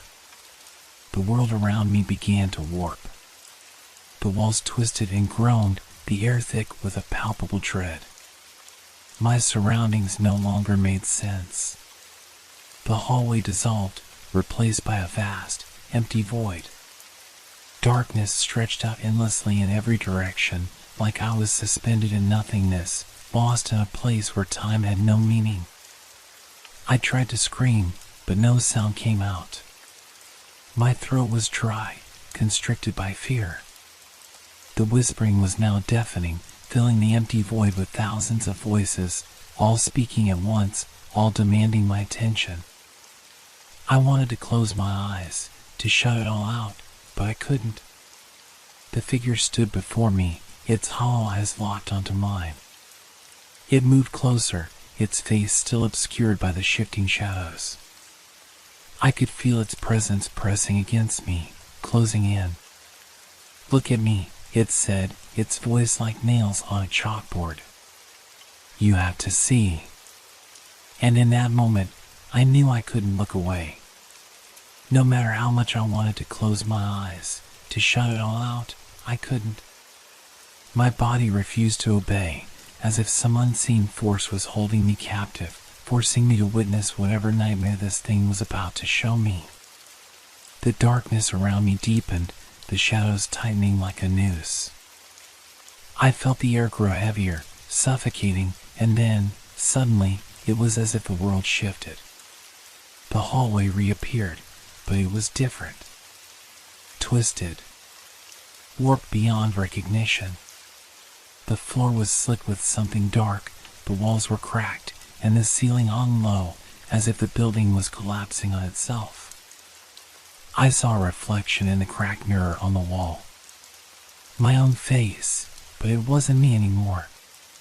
The reflection was pale, hollow, eyes wide with terror, mouth frozen in a silent scream. The thing that stared back at me wasn't me, it was something else. Something that had taken my place. You looked, the voice whispered again, but now it wasn't just a voice. It was everywhere. And now you're mine. A cold hand touched my shoulder, and I froze. The figure was right behind me now. Its breath was cold, like the grave, and I could feel its presence creeping into my skin, into my soul. I knew what was coming. I could feel it, like the inevitable closing of a door. In one final desperate act, I forced myself to turn and face it. The moment our eyes locked, everything went black. The whispers ceased. And for a brief, horrifying moment, I felt nothing at all. I woke up in my own bed, drenched in sweat. My heart raced, and I gasped for breath, as if I had been drowning. The room was quiet. Too quiet. The familiar surroundings of my apartment were back. The walls, the furniture, the light streaming through the window. It all seemed so normal. But something was different. Something was wrong. I reached for my phone on the nightstand. The screen flickered on. No missed calls. No messages. But as I scrolled through the screen, a chill ran down my spine. The wallpaper, my own face, was different. It wasn't the picture I had set. The face staring back at me was hollow, eyes wide in terror, just like the reflection in that twisted hallway. And beneath it, written in bold letters, were the words. You looked. Now, you are mine. The whispering began again, softer this time, almost a hum in the background. And I knew, deep down, it wasn't over.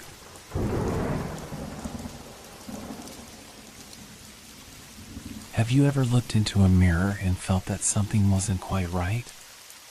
Not a distortion in your reflection, but a sense that it was different? That's how it started for me. At first, it was small, almost imperceptible, like when you glance at your reflection in a passing window and think you saw something that wasn't there. But it was there, and it was watching me. It began one evening while I was getting ready for bed.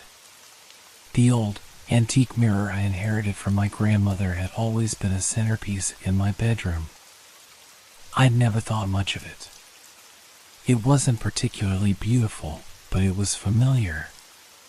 Yet, that night, when I looked into it, I noticed something strange. My reflection moved differently. Just for a split second, but it was there. I had turned to reach for my toothbrush, and my reflection stayed perfectly still, staring back at me, even though I had moved.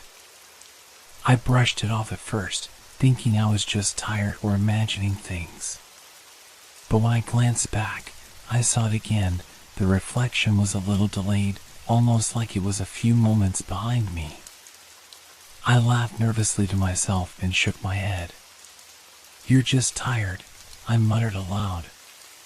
But over the next few days, it didn't stop. In fact, it only grew more noticeable. At times, my reflection would smile when I wasn't. Or, at least, I thought it was smiling. But I wasn't sure anymore. The smile was small, almost imperceptible, yet it felt off. I couldn't quite place it. I began watching it more closely, studying every movement. Every time I moved, it lagged behind me just enough to make me question my own actions. It wasn't just small delays anymore. My reflection seemed to have its own agenda. I'd stand still, and my reflection would continue to move, fingers twitching, eyes scanning, even its posture shifting ever so slightly. I tried to ignore it, to chalk it up to stress or lack of sleep. But the longer I let it go on, the more it started to feel like something was alive in there. Something different. Something not quite me. I was no longer sure if it was a reflection at all. One night, I stood before the mirror, watching as my reflection's face contorted into something that didn't resemble my own expression. It smiled, but not like I did. It was sinister, knowing. And then, in the reflection, it stopped smiling and turned its head slightly, as though acknowledging something behind me. I froze, but didn't dare turn around. A cold shiver ran down my spine. The reflection didn't move.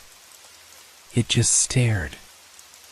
I could feel its gaze on me, not through the glass, but from within. As though it knew me better than I knew myself. "Don't turn around," I heard a voice say, soft, quiet, but clear as day. It was the reflection speaking. I could hear even without seeing its lips move. I swallowed hard, taking a step back. My heart pounded. This couldn't be real. Could it? I backed away from the mirror slowly, my eyes never leaving my reflection. The thing in the mirror smiled again, but this time its eyes were filled with something else. Something I couldn't explain. Something dangerous. As I reached the door, I heard a low laugh from behind me, soft, unsettling, and it made my skin crawl. I grabbed the doorknob, yanking it open. The laughter continued, but it wasn't from the mirror anymore. It was behind me. But there was no one there. I turned quickly, my heart racing. There was no one in the room. But I could still hear the laughter echoing faintly in my mind. I fled the room, slamming the door behind me. The reflection in the mirror, it wasn't just a mirror anymore. It had become something else, a dark, twisted version of myself that I could no longer control. And I was starting to think it never had been me at all. Every time I returned to that room, I could feel it watching me. The reflection, waiting, watching. It no longer mimicked my movements. It did its own thing. And soon, I realized it wasn't just my reflection anymore. It had become something that wanted to take my place. It was no longer content to just exist in the mirror. It wanted to step out into the world.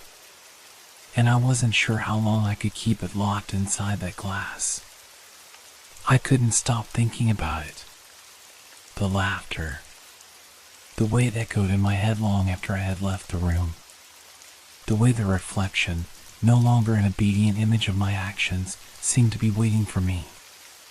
Every time I closed my eyes, I could still feel the chill in the air, the weight of its gaze on me. I knew something had changed, but I couldn't grasp exactly what it was. The lines between the reflection and reality were beginning to blur, and I was losing my grip on both. I tried to avoid the mirror. At first, it was easy. I kept my distance, choosing to stay in rooms where I didn't have to face it. But the longer I stayed away, the more I felt like it was calling me, pulling at the edges of my mind. It was as if it knew I was scared, knew I was avoiding it, and it wanted me to come back. The days passed in a fog. I'd wake up, go through the motions, but I felt distant from everything. My mind kept returning to that mirror, to the reflection that no longer mirrored my own life. It was as if the glass had become a gateway to something darker, something I couldn't control. I couldn't stop myself anymore. One evening, when the sky outside was heavy with clouds, I found myself standing in front of it again.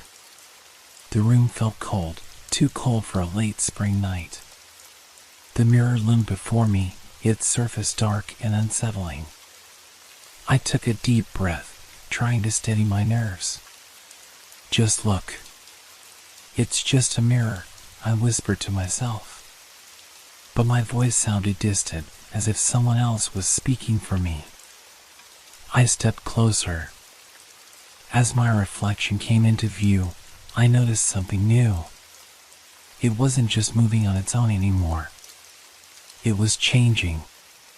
The face staring back at me looked tired, worn out, as though it had lived through something I hadn't yet experienced. Its eyes were bloodshot, and the lines on its face were deeper than mine. I felt a cold sweat run down my back. "Stop," I muttered. "Stop it." But it didn't. The reflection began to smile, slowly, deliberately, as if it were savoring the moment. And then it winked at me. I froze. My stomach twisted in knots, my breath coming in short gasps. My heart pounded against my chest. "Stop it. Stop." I shouted, but the reflection didn't respond to my voice. It was as if it had a mind of its own, one that didn't care about my panic. It stepped closer to the glass, its movements mirroring mine. Only this time, it wasn't copying me exactly. It was ahead of me, always a step ahead, moving with purpose. I reached out, my hand trembling as it hovered just inches from the cold surface of the mirror. The reflection followed my movements exactly, but then something changed. My hand, still outstretched, began to feel warm, almost too warm. I pulled it back, but the reflection didn't.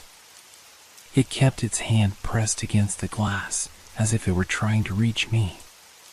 My breath caught in my throat. The reflection was alive. It wasn't just a reflection anymore. It was an entity. And it wanted something. It wanted to cross over. Panic surged through me. I stepped back, my foot hitting the edge of a chair. The sound was loud, jarring, but it didn't matter.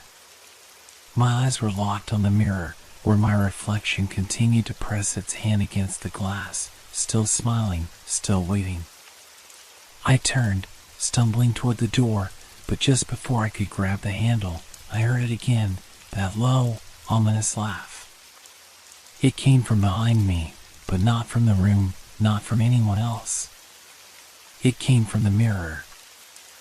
I spun around, but when I looked into the glass, I couldn't see myself anymore. All I saw was the reflection, the thing that was supposed to be me, but it was no longer mine. The eyes staring back at me weren't my own. They were dark, empty, hollow. I could feel my heart racing. My palms were clammy, my body trembling. The air in the room was thick, suffocating. It was as if the mirror had become a portal, sucking all the light and warmth out of the room.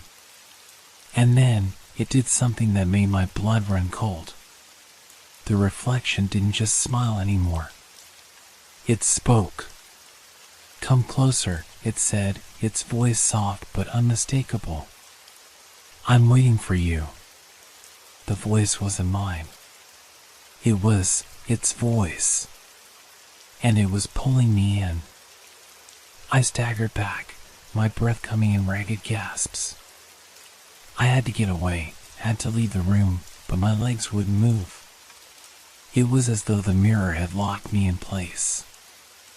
I could feel the pull of it, like an invisible hand wrapping around my chest, squeezing the air out of my lungs. "Stop," I whispered, but it didn't stop. The reflection, or whatever it was now, reached out to me again.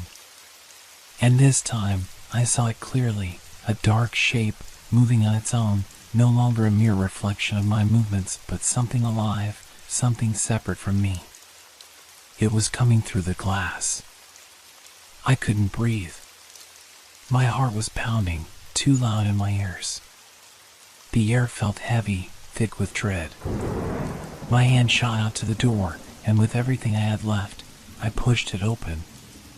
The moment I stepped out of the room, I felt the pressure in my chest release, but I could still hear its voice, whispering, waiting, calling. I slammed the door shut behind me, locking it, but I knew deep down that it wasn't over.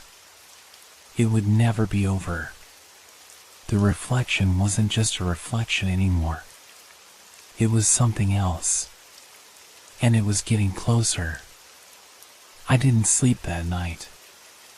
I couldn't.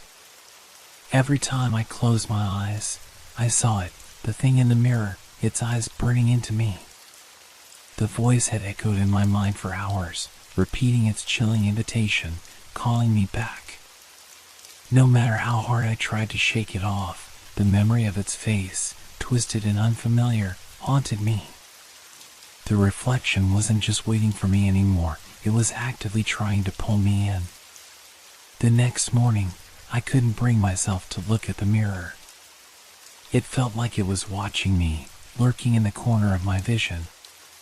Even as I ate breakfast, I couldn't shake the feeling that something wasn't right. The kitchen, usually so familiar, seemed colder. The windows, once bright with sunlight, now felt like a barrier between me and the world outside. I tried to go about my day, but every corner I turned, I could feel its presence. The reflection had begun to invade more than just the mirror, it was seeping into my thoughts. I found myself glancing nervously over my shoulder, certain that it was behind me. I could almost hear its soft, insistent whispering, calling me closer. That evening, I decided I needed answers. I had to know what was happening, why my reflection had changed, why it was no longer mine. I grabbed my phone and began searching frantically, hoping to find some explanation. But the more I searched, the more I realized there was nothing. No articles. No research. No stories of anyone else experiencing what I was going through. I even considered calling someone. But who? Who would believe me? How could I explain to anyone that my own reflection was trying to escape the mirror and take over my life? Hours passed, and I could feel the unease growing inside me, gnawing at my mind. I had to confront it. I couldn't keep running from it. So, I went back to the room. The mirror stood there, silent, waiting. But now, I was the one who had to face it. I took a deep breath and stepped closer. The air around the mirror felt heavy, thick with something I couldn't name. My reflection stood there, motionless, but I could sense it. It was waiting for me. I swallowed hard, my throat dry. "I'm not afraid of you," I whispered, trying to steady my shaking hands. The reflection didn't move at first. Then, slowly, it began to change. The smile stretched wider, too wide, like it was splitting its face apart. The eyes darkened, the pupils becoming narrow slits. It was no longer just a reflection. It was a thing, a creature, something that was not me. And then, it spoke again. "Why are you running?" it asked, its voice cold and detached. "You can't escape what's already inside you." I recoiled, but I couldn't tear my eyes away. The reflection stepped closer, its movements jerky, unnatural, but somehow more fluid than my own. It was in control now. It was the one in charge. "You've been running from yourself," it continued. "You think you're in control, but you're not. I've always been here, waiting. I felt a wave of nausea wash over me. It was right. In some twisted way, it was right. I'd been living in denial, pretending that nothing was wrong, that I was still the person I'd always been. But that wasn't true anymore. Something had changed. And whatever it was inside of me. I reached out, my hand trembling. The reflection mirrored my movement, but this time it didn't just copy me. It reached through the glass, its fingers stretching as if trying to pull me in. I pulled back, stumbling away from the mirror. No. This is my life. You don't belong here. But it didn't respond. It just stood there, smiling at me, its eyes dark and knowing. I ran out of the room, slamming the door behind me. My heart was racing, my breath shallow. I couldn't think. I couldn't breathe. The room felt like it was closing in on me. I locked myself in the bathroom, hoping that would keep it away. But the whispering started again. Soft at first, just a faint murmur, but then it grew louder, more urgent. It was coming from everywhere, from the walls, from the mirror, from inside my head. Come back, it said. Come back to me. I covered my ears, trying to block it out, but the voice was inside me now. I could feel it, like a shadow creeping along my thoughts, twisting them, warping them. I was losing myself. I could feel it happening, like a slow unraveling. I couldn't stay in the bathroom forever. I knew I had to confront it again. But this time, I was determined. I wasn't going to let the reflection win. I was going to take control. I was going to fight back. I took a deep breath and stood up. My legs felt weak, but I pushed myself forward. I walked out of the bathroom, each step heavy with fear. The mirror stood in the hallway, its surface dark and unreadable. I could feel it pulling me in, but I refused to let it control me. I had to face it. I had to stop it from taking over. I stepped closer, my heart pounding in my chest. The reflection waited for me, its smile widening, its eyes glowing in the dim light. You're not real, I whispered, trying to steady my breath. You're just a reflection. But the reflection didn't respond. It didn't need to. It knew what I had yet to realize. I wasn't the one in control anymore. I barely slept that night. I couldn't close my eyes without seeing it, that twisted smile, those empty eyes staring back at me. The voice, too, was relentless, whispering things I didn't understand. It felt like the reflection was a part of me now, a shadow that wouldn't leave. The next morning, I couldn't bring myself to look in any mirror. I avoided my own reflection with the same urgency you might avoid the gaze of a predator. But it was impossible to escape. It followed me everywhere. I could feel it watching me from every surface, every window, every glass door. Even the polished countertops seemed to shimmer with the hint of a face, always out of reach, just beyond my grasp. I tried to distract myself. I went out for a walk, hoping that fresh air would clear my head. But the streets felt strange. Too quiet. Too empty. People passed by, but no one noticed the fear that was crawling under my skin, spreading like poison. I returned home, but the air inside felt thick. Stifling. The house no longer felt like a sanctuary. It felt like a cage. The reflection was waiting for me, lurking in every corner of my mind. I knew I couldn't run forever. Sooner or later, I would have to face it again. That evening, after hours of pacing, I decided I couldn't let it win. I couldn't let this thing take over my life, my identity. It had already started, with every movement it made, every thought it planted in my head. It wasn't just mimicking me anymore. It was becoming me. And if I didn't act, it would consume me entirely. I stood in front of the mirror, my heart pounding. The reflection didn't move at first, just stood there, still, as if waiting for me to make the first move.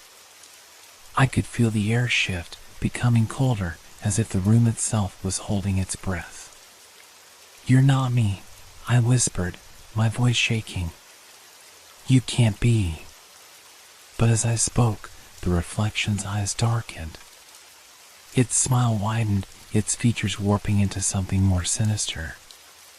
It didn't speak, but I felt its words. "You're lying to yourself," it said, not with its voice, but with its presence. It was inside me now, in my thoughts, in my body. "You've always been me." The realization hit me like a punch to the gut. I wasn't fighting another. I was fighting a part of myself, something that had always been there, buried deep inside. It had just been waiting for the right moment to emerge. I staggered back, gripping the edge of the counter for support. My mind was racing.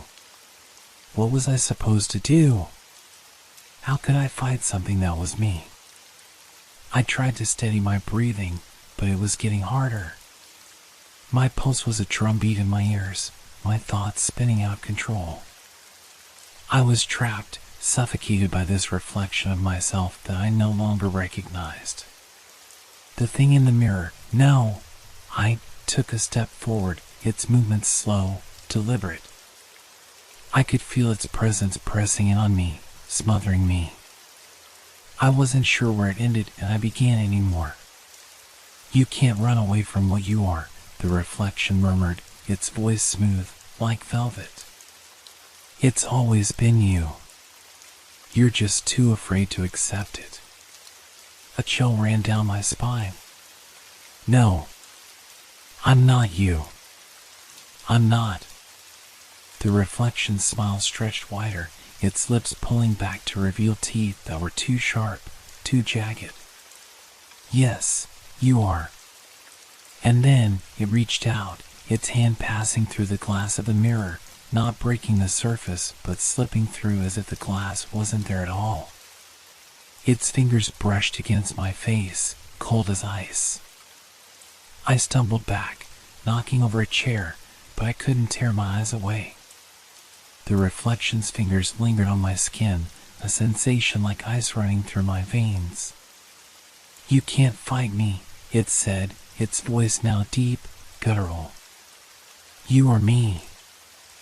I gasped, my breath catching in my throat. The truth was suffocating. The reflection wasn't something I could just get rid of. It wasn't an intruder, something foreign to me. It was me, a darker, twisted version of myself that had been hidden away, waiting for the right moment to take over. The room felt like it was closing in. I could feel its presence everywhere. I wasn't alone anymore. The reflection wasn't just trapped in the mirror, it was inside me, in my mind, in my body. It was taking control. I fell to my knees, trembling. I couldn't breathe. I couldn't think. Every part of me screamed to escape, but I was trapped, caught between two versions of myself. The reflection's laughter echoed in my mind, mocking me. "There's no escape," it whispered. "You are me now." The last thing I saw before the darkness took over was my own face, twisted, smiling back at me from the glass, no longer just a reflection, but a presence. The darkness consumed me. It wasn't a sudden blackness, but a slow, suffocating fade into nothingness, as if I were being smothered by my own thoughts. I couldn't tell where I ended and the reflection began anymore. It felt like I was trapped in a nightmare, unable to wake up. The world around me was quiet, eerily quiet. No sounds. No movement. just the echo of my own heartbeat in the silence. It felt like time had stopped, and in that stillness, I was left with the reflection, the thing that was now inside me. It was in my mind, in my soul, crawling under my skin. "You can't escape me," it whispered. Its voice was so close, so intimate. It was my voice, but not. A darker version of me, more certain, more confident. The reflection wasn't an enemy anymore. It was me. And I was it. I tried to stand, to move, but my body felt heavy, as if it didn't belong to me. My limbs were stiff, uncooperative. And yet, I felt the reflection's presence within me, as if we were both inhabiting the same body, fighting for control. It laughed, a low, hollow sound that reverberated through my mind. "You never wanted to admit it," the reflection said. "But we've always been the same. We've always been one." I could feel its words sinking into me, like poison slowly creeping through my veins. I could feel the weight of everything it had ever said to me, the doubts, the fears, the desires I had hidden from myself. It knew everything. It was everything. I stumbled forward, my movements jerky, unnatural, as if my body no longer recognized me. The room around me began to blur, shifting, twisting, as if it was melting into the reflection itself. The walls seemed to stretch, bending and warping. The edges of everything were uncertain, like a distorted dream. But there was one thing I knew for sure: I couldn't keep running. I couldn't keep fighting. I looked into the mirror once more, my eyes locking with my own, except it wasn't my own anymore. The reflection was me, but it wasn't. Its smile was wide, hungry, and its eyes gleamed with an unsettling sense of satisfaction. "You see it now, don't you?" it said, its voice a cold whisper. "We've always been the same. All that you are, all that you ever were, is just a shadow of me." I felt a coldness spread through me, deeper than I had ever known. It wasn't fear anymore. It was something worse. Acceptance. I could feel the reflection pulling at me, drawing me into it, like gravity. There was no escape. And yet, there was something else, something buried deep inside me, a spark. A spark of resistance, of defiance. It was weak, barely there, but it was enough. I had to cling to it. I had to fight. I took a deep breath, struggling to steady myself, to push the reflection back. I knew it wasn't just about escaping the mirror anymore. It was about reclaiming myself, about standing against the darkness that had been slowly consuming me. "You don't control me," I whispered through clenched teeth, my voice shaking, but determined. "I am me." The reflection paused, its smile faltering for a fraction of a second. It looked at me, its eyes narrowing. For a moment, I could feel it hesitate. But only for a moment. Then, it laughed, louder this time, a shrill, unsettling sound. "You think you can fight me? You think you can change what you are?" I stepped forward, the spark inside me burning brighter, fiercer. The reflection's grip on me was slipping, weakening, as if the more I resisted, the more it began to unravel. "You're not me," I said, my voice growing stronger. "I choose who I am." For the first time, I saw the reflection falter. Its form began to shimmer, to flicker, as if it were being pulled apart. The distorted version of me seemed to lose its clarity, its edges blurring, turning to smoke. The room around me began to solidify, the nightmare receding, and the light of day returned. But even as the reflection cracked and splintered, I knew that it would never truly leave me. It was a part of me now, an echo that would forever linger in the back of my mind. I had one, but at a cost. I would never be the same. I stepped away from the mirror, my heart still racing, my breath shallow. The reflection was gone, but the feeling remained. I wasn't sure if I had truly won, or if the reflection had simply retreated, biding its time, waiting for the right moment to come back. For now, I was free. But I would always remember the lesson it taught me, that sometimes the greatest battle we fight is not against the outside world, but against the darkest parts of ourselves. And the worst part? The reflection is still out there, somewhere. Watching. Waiting.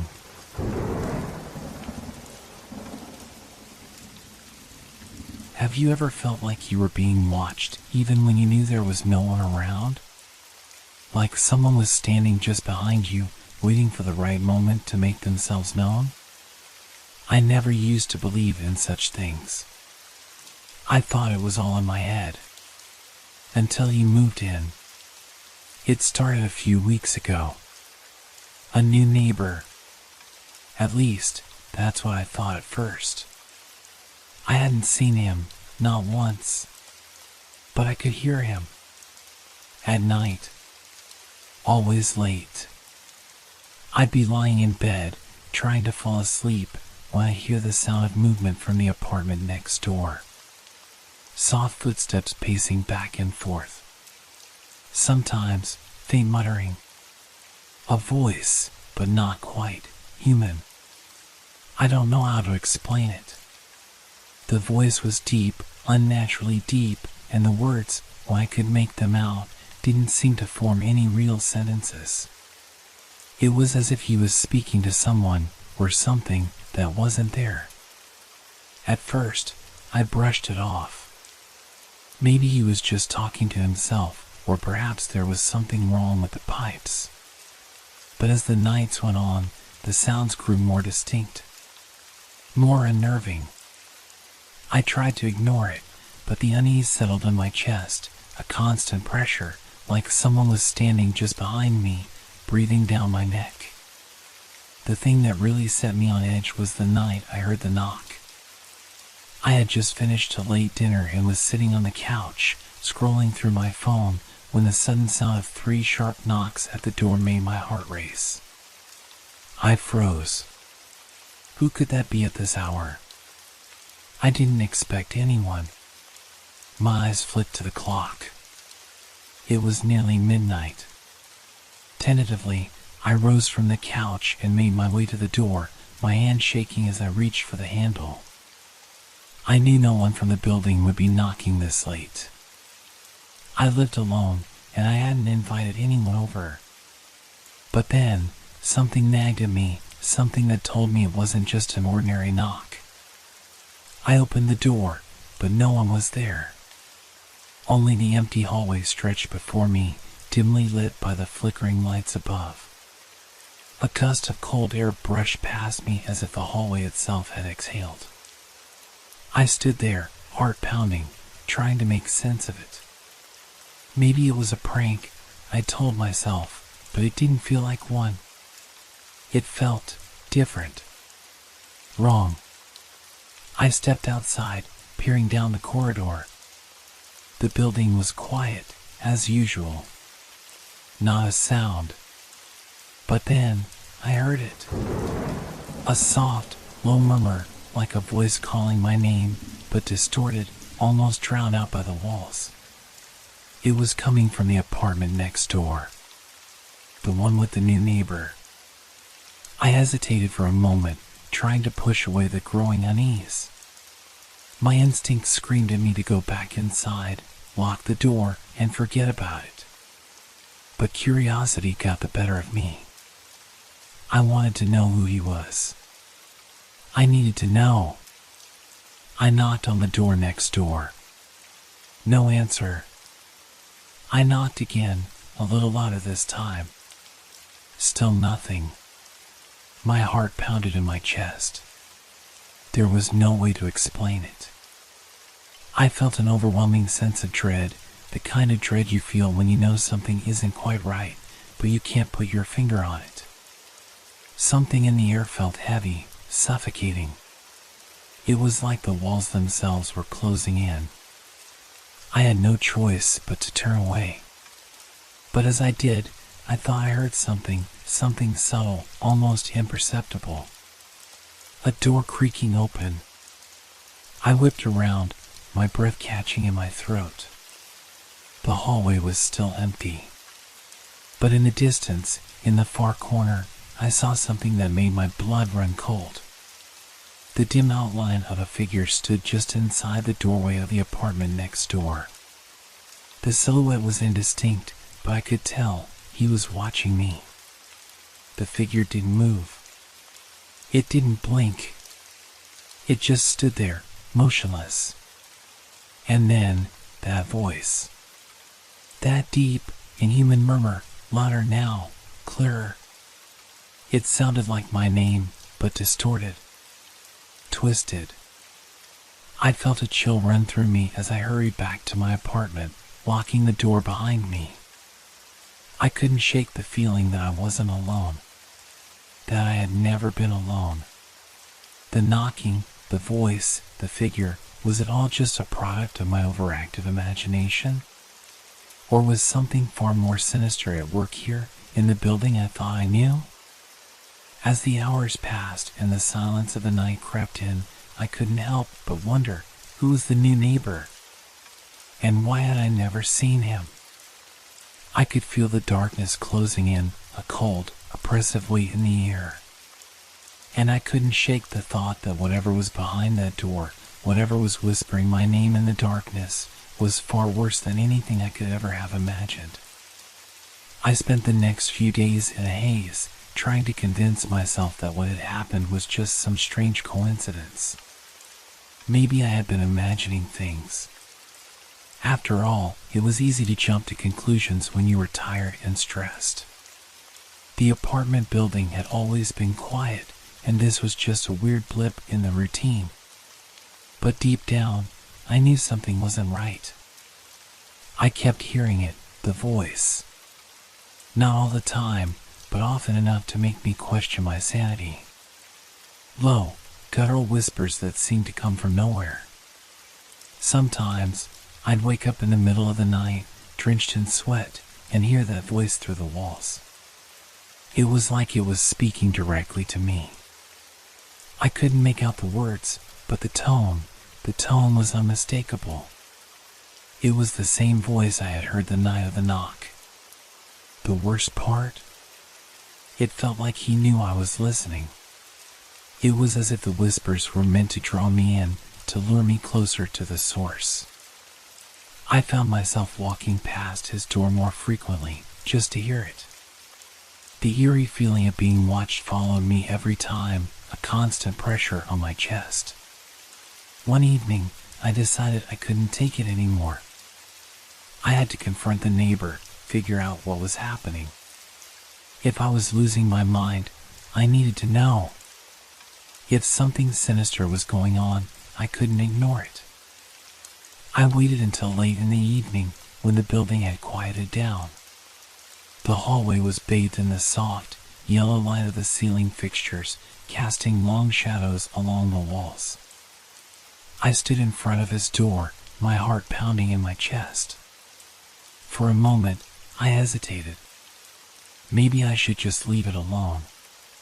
Maybe it wasn't worth the risk. But then the whispers started again. Faint, barely audible, but unmistakable. It sounded like he was speaking directly to me, even though I knew he wasn't there. The voice was clearer now, like it was coming from inside the walls. I knocked. Once. Twice. 3 times. Nothing. I stood there for a long time, listening.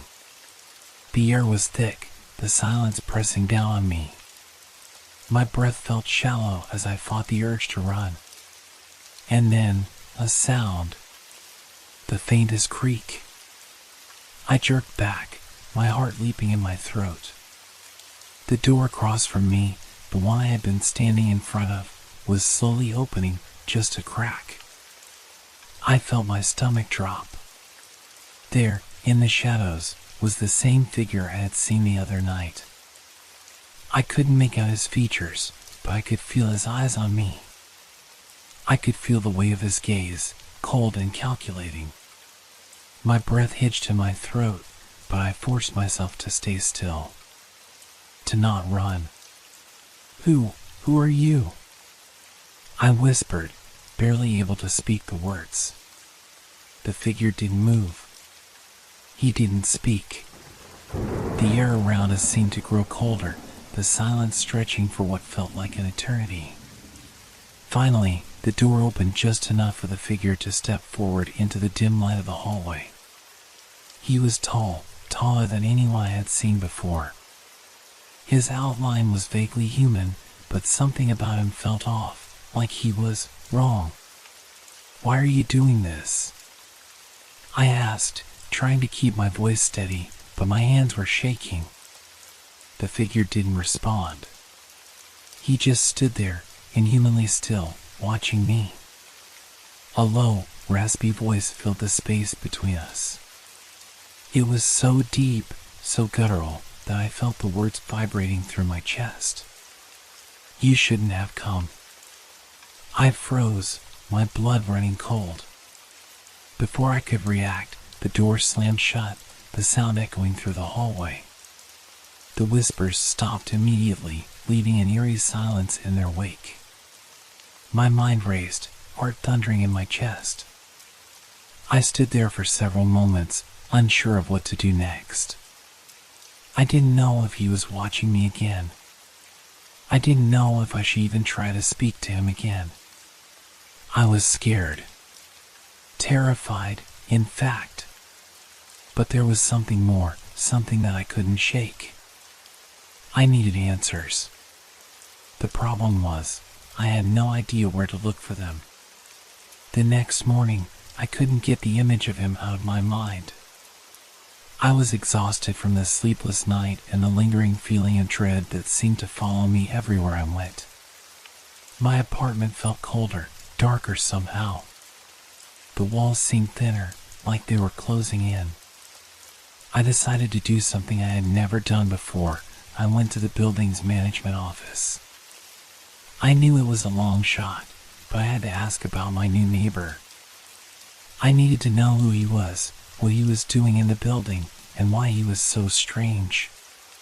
But when I arrived, I was met with a blank stare.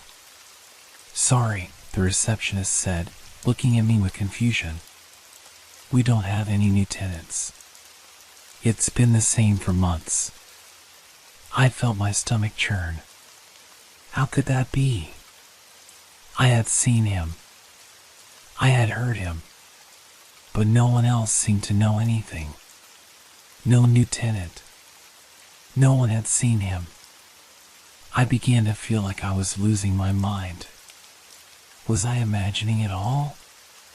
Had I created this person in my head as a way to cope with my own loneliness and fear? But the whispering had been real. And the figure wasn't just a figment of my imagination. I wasn't sure what was worse, the fact that I was beginning to question my sanity, or the possibility that the neighbor was never supposed to exist in the first place. I couldn't shake the feeling that something was terribly wrong. It was like I was walking through the motions of my life, but the world around me had shifted into something foreign. The days were becoming harder to distinguish from one another. I would wake up each morning with a lingering sense of dread, as if I were always on the edge of something awful. The whispers had started again. I could hear them faintly at night, just below the hum of the city outside my window. But this time, they weren't as sporadic. They were constant, like a low murmur in the background, impossible to ignore. I tried to tell myself it was nothing, that it was just the wind, or maybe the pipes in the walls. But it wasn't. The voice was real. And it was still coming from the apartment next door. I found myself pacing the apartment, staring at the door that separated me from the neighbor who wasn't supposed to exist. Every time I turned my back on it, I felt a strange compulsion to look back. I wasn't sure if it was out of curiosity or fear, but something in me urged me to keep my eyes on the door. Something told me that the moment I stopped paying attention, something terrible would happen. Then came the knocking. It was exactly like the first time, but this time, the knock didn't come from the front door. It came from the wall behind my bed. It was quiet at first, like a soft tap. But the more I focused on it, the clearer it became. The knocks were rhythmically spaced out, like someone was trying to get my attention. They were deliberate. I could feel the vibrations of each knock as if they were in my bones, and it made my skin crawl. I rushed to the wall, pressing my ear against it, expecting to hear the familiar sound of my neighbor moving about. But all I heard was silence. The knocking stopped for a moment, and I pulled away from the wall. I tried to steady my breath, my hands trembling. I felt a strange, heavy sensation in the air, like the pressure in the room had changed. Something was watching me, waiting. Without thinking, I stepped closer to the wall. My pulse was racing as I reached out, my fingers brushing against the cold surface. Another knock came. Louder this time, right behind the wall, as if someone was standing there, just inches away from me. I yanked my hand back, my heart racing. There was no way anyone could be there, not like this. But the knocking didn't stop. It grew louder, faster, as if whatever was on the other side was growing more frantic. I backed away, stumbling over my own feet, trying to breathe. My thoughts were scrambled. I didn't know what to do, where to go. The room felt like it was closing in on me. That's when I heard it, just above the knocking, a low voice, familiar, raspy. "You're not alone." I froze. My blood ran cold. It was him. The voice of my neighbor. But there was something off about it this time. It wasn't the same deep, guttural tone. This voice was closer. Too close.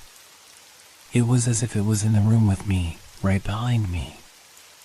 I could feel the air shift around me, like a shadow moving. I spun around, but there was no one there. Just the empty room. My heart pounded in my ears, and my hands were clammy with sweat. I looked back at the wall, then at the door, desperate to escape this suffocating feeling. Suddenly, the door to my apartment slammed shut, the sound echoing through the space. I rushed to it, fumbling with the handle. My mind raced. Was someone inside? Was it the neighbor? I had to get out, had to get away from this nightmare. But when I finally opened the door, there was nothing outside. No figure standing in the hallway. No sounds, no signs of anyone being there. It was silent. And then I realized something. The silence was worse than the whispers. Worse than the knocking. The absence of sound made my skin crawl. It felt like the world had become completely hollow. I stepped into the hallway, my breath shallow. The air felt colder now, and the hallway stretched out longer than I remembered. The dim light from the ceiling flickered overhead, casting eerie shadows along the walls. I looked around, but there was no one there. No one except me and the suffocating darkness that seemed to surround me. Suddenly, the voice whispered again, low and deep, but clearer this time. "I see you." I spun around, my heart thumping in my chest. But again, there was nothing. Just the same empty hallway. The realization hit me like a punch to the gut. The neighbor wasn't just in the apartment next door anymore. He was inside my mind, inside my head, somehow. He had always been there, watching me. And now, there was no escape. I didn't know what he wanted, but I could feel it. He was getting closer. And I had no idea how to stop him. I had to figure this out before it was too late. I couldn't sleep. Not with the whispers in my head, not with the weight of the unknown pressing against me from every corner. It felt like I was living in a constant state of tension, with my skin always prickling, my senses on high alert. I wasn't sure how much longer I could hold on. The hallway had been empty, but I couldn't shake the feeling that something had followed me back into my apartment. The air felt different, charged, as if it had absorbed the terror that had been suffocating me out there. I shut the door, but it felt like the outside world had followed me in. I walked through the apartment, the silence oppressive, but there was no way to escape it. I checked every room, turned on every light, just to be sure. But nothing. No shadows, no figures lurking in the corners. Just the relentless silence. But as I stood in the middle of the living room, I heard it again. A faint, almost imperceptible scratching sound coming from behind the wall. My heart skipped a beat. I was certain now that it wasn't my imagination. The neighbor was doing something that was leaving marks, scraping at the edges of my world. I rushed to the wall where the noise seemed to be coming from. My mind was racing, my thoughts tumbling over each other in panic. I placed my ear against the cold surface of the wall, straining to hear. The scratching continued, a low, sharp sound, as if something was dragging across the surface. I didn't want to know what it was, but I had no choice. I had to know. With trembling hands, I pressed my palm against the wall, searching for any irregularities. The surface felt smooth at first, but then I felt it. A slight give, a small depression in the plaster. I traced my fingers along the edge, and my breath caught. The depression widened, forming a small crack in the wall. It wasn't big, but it was enough for my mind to latch onto it, enough to make my skin crawl. I stepped back, my heart racing. Was this part of the house somehow shifting? Changing? Or was it something more sinister? My thoughts spiraled. Then, just as I was about to turn away, the scraping stopped. Everything went silent again. The kind of silence that made your ears ring, the kind that made you question if your own thoughts were too loud. I knew that I had to act fast. This wasn't just some strange coincidence anymore. This was real. I had to confront whatever was going on before it swallowed me whole. I went to the door, but as I reached for the handle, there was a knock. Soft, deliberate, like a warning. Not from the door, but from the wall. From the same spot where the scraping had been just moments ago. I froze. It was so much closer this time, as if the knocking was right behind me, breathing down my neck. My whole body tensed, and I couldn't stop myself from turning toward the wall, despite the overwhelming urge not to. I wanted to scream, to run, but I couldn't move. I was paralyzed by the fear that whatever was behind that wall wasn't just some ordinary neighbor. No, this thing was something else. Something darker.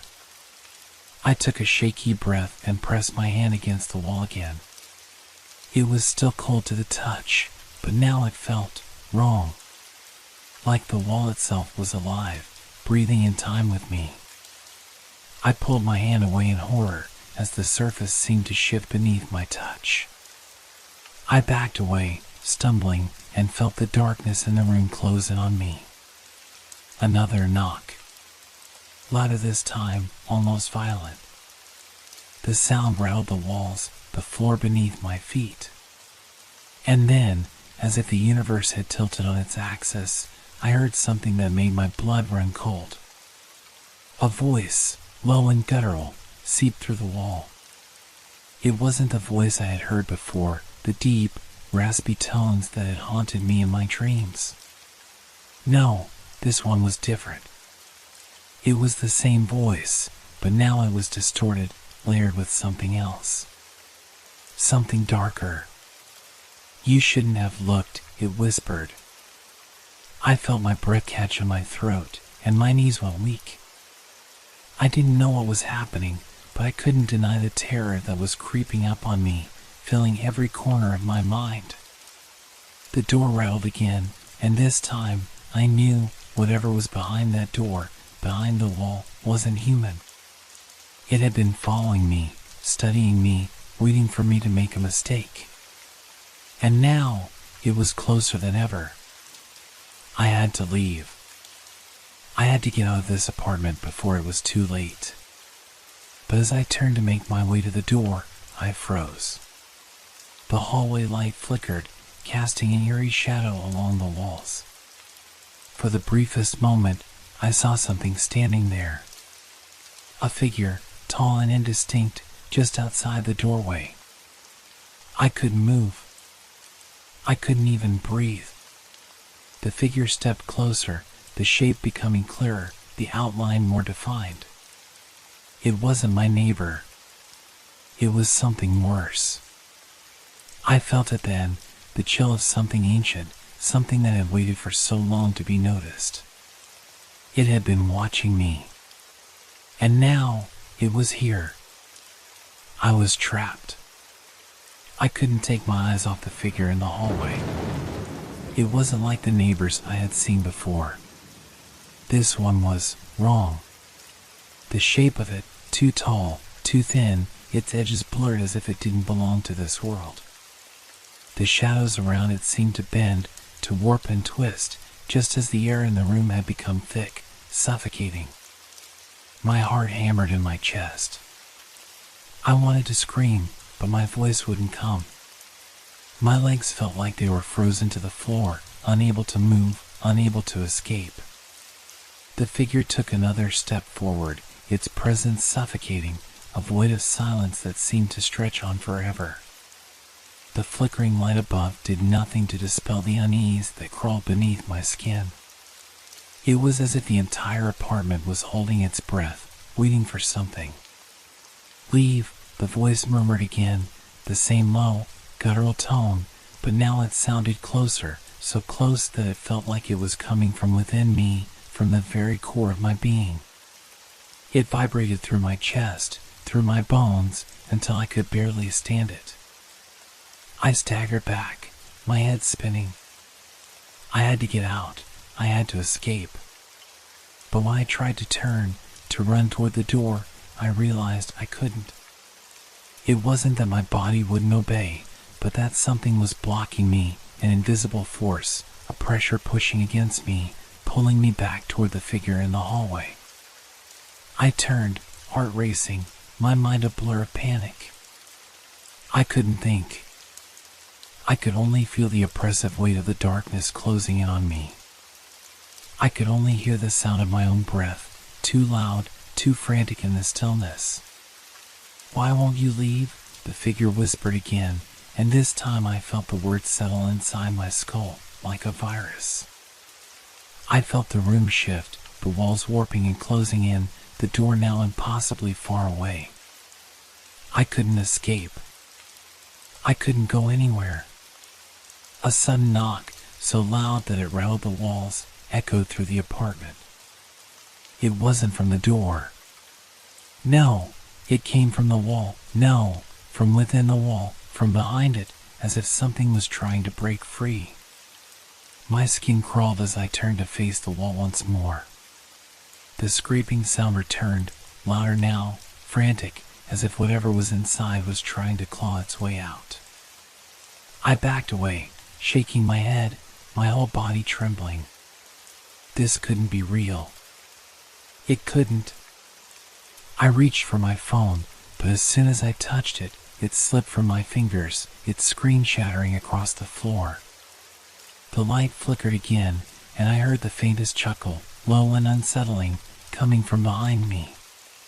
"Don't try to escape," the voice said, its tone amused now, like it was savoring my terror. I turned, desperate, trying to find any way out of this nightmare. But the figure in the hallway was closer now, its outline clearer, more solid. It was standing just outside my door, waiting for me to move. I tried to force myself to run, but my legs felt heavy, as though something was weighing me down. It wasn't fear anymore, it was something else, something far worse. The air grew colder. The shadows stretched longer. The floor beneath me creaked as though it was alive, shifting beneath my feet. I could feel it, whatever was happening, whatever had been lurking in this place, was slowly, methodically, pulling me into its grasp. The figure stepped into the room, its movements slow, deliberate.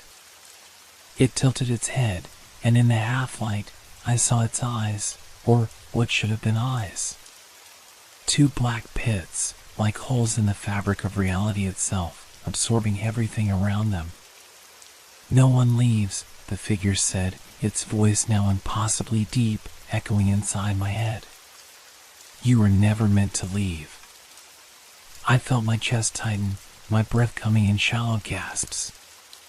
The room seemed to spin around me, the walls closing in like a vice. I was suffocating, trapped in a nightmare that was now all too real. I didn't know how much time passed. Seconds? Minutes? Hours? It didn't matter. Nothing mattered anymore. All I could focus on was the figure in front of me, its presence overwhelming, its eyes pulling at the edges of my sanity. And then it spoke again. "Welcome home." I don't know how long I stood there, paralyzed, before I managed to take a single step back, then another. The figure didn't move to stop me, didn't come any closer. But I could feel it, watching me, its gaze never leaving me for a second. I turned and stumbled toward the door, my breath coming in jagged gasps. I wasn't sure what I was running from anymore. The figure? The walls? The endless dark? I reached for the door handle, my fingers numb, and I yanked the door open. The hallway beyond was empty, but the silence was suffocating. And then, just as I stepped into the hallway, I heard it again. The knock. This time, it was from behind me, from inside my apartment.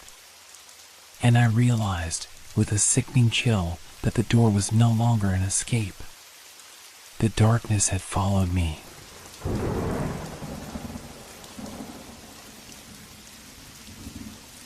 Have you ever wondered if the lights in your house are trying to tell you something?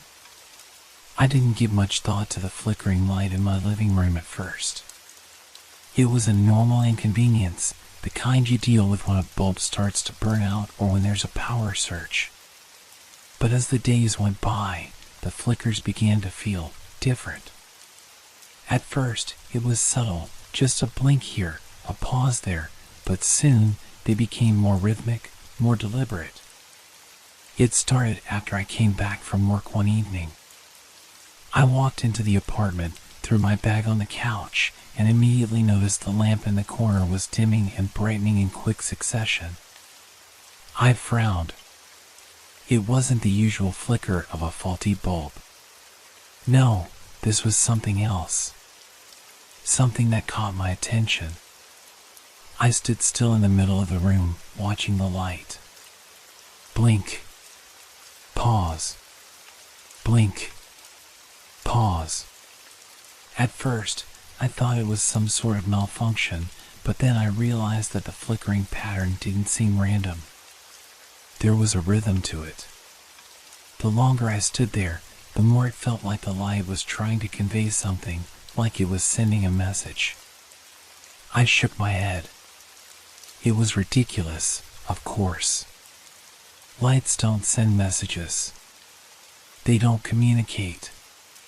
But I couldn't shake the feeling that something more was happening here. I moved closer to the lamp, my curiosity piqued. The pattern changed again.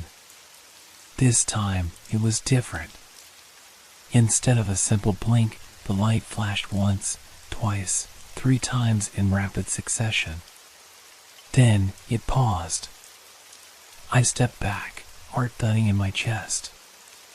I wasn't sure if I was imagining things, but it almost felt like the light was waiting for me to respond. It felt like an invitation, an unspoken challenge. Maybe I'm just tired, I muttered to myself, forcing a laugh. But I couldn't ignore the strange feeling creeping over me. A strange chill. A cold that had nothing to do with the weather outside.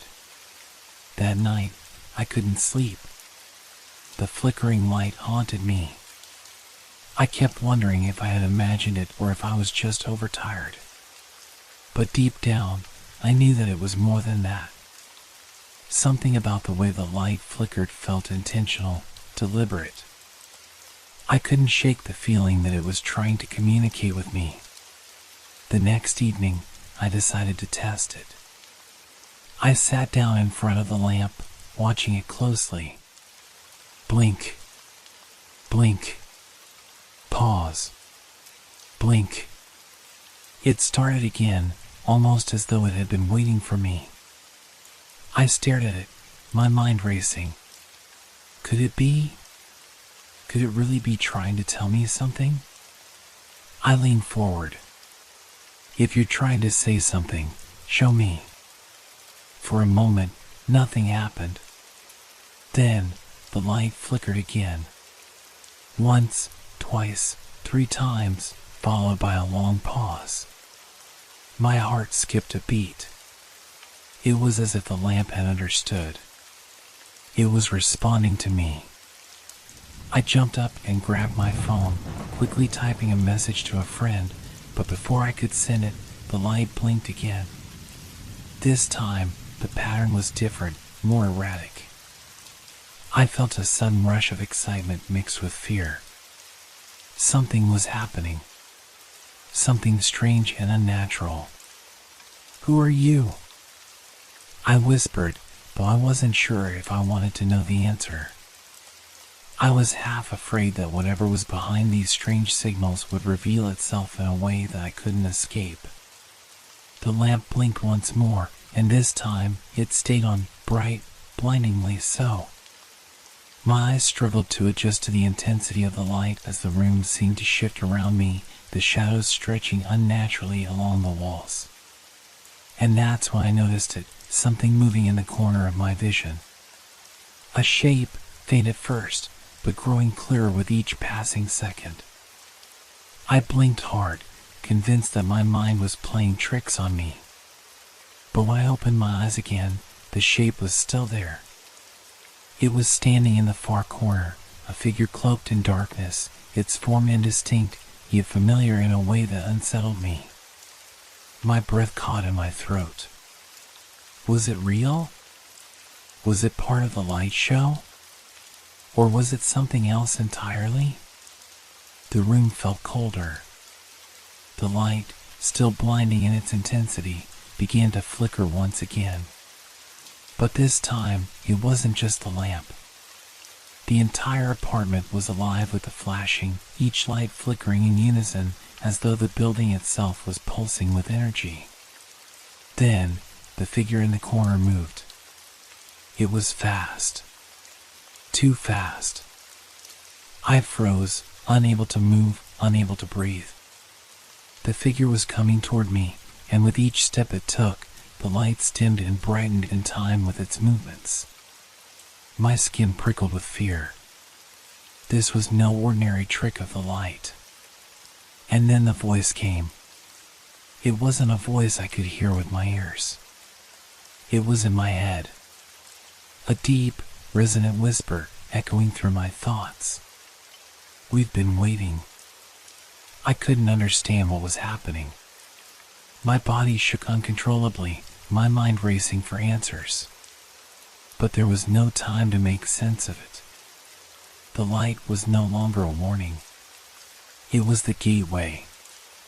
and something was about to cross over into my world. I couldn't breathe. The voice in my head, deep and otherworldly, echoed relentlessly. "We've been waiting." It was like a physical presence, vibrating through the air, filling the space with a pressure so thick, I thought it might crush me. I couldn't move. My feet felt glued to the floor, as though the darkness had a hold on me. The figure, still cloaked in shadows, continued to advance. Each step it took was accompanied by a flash of light, a pulse of energy that seemed to throb through my very bones. The air grew heavy, thicker, as if something unseen was pressing down on me. I could hear the lights above me now, humming, buzzing with a strange, metallic undertone. I could feel my heart pounding in my chest, but it sounded muffled, distant, as if it was coming from somewhere far away.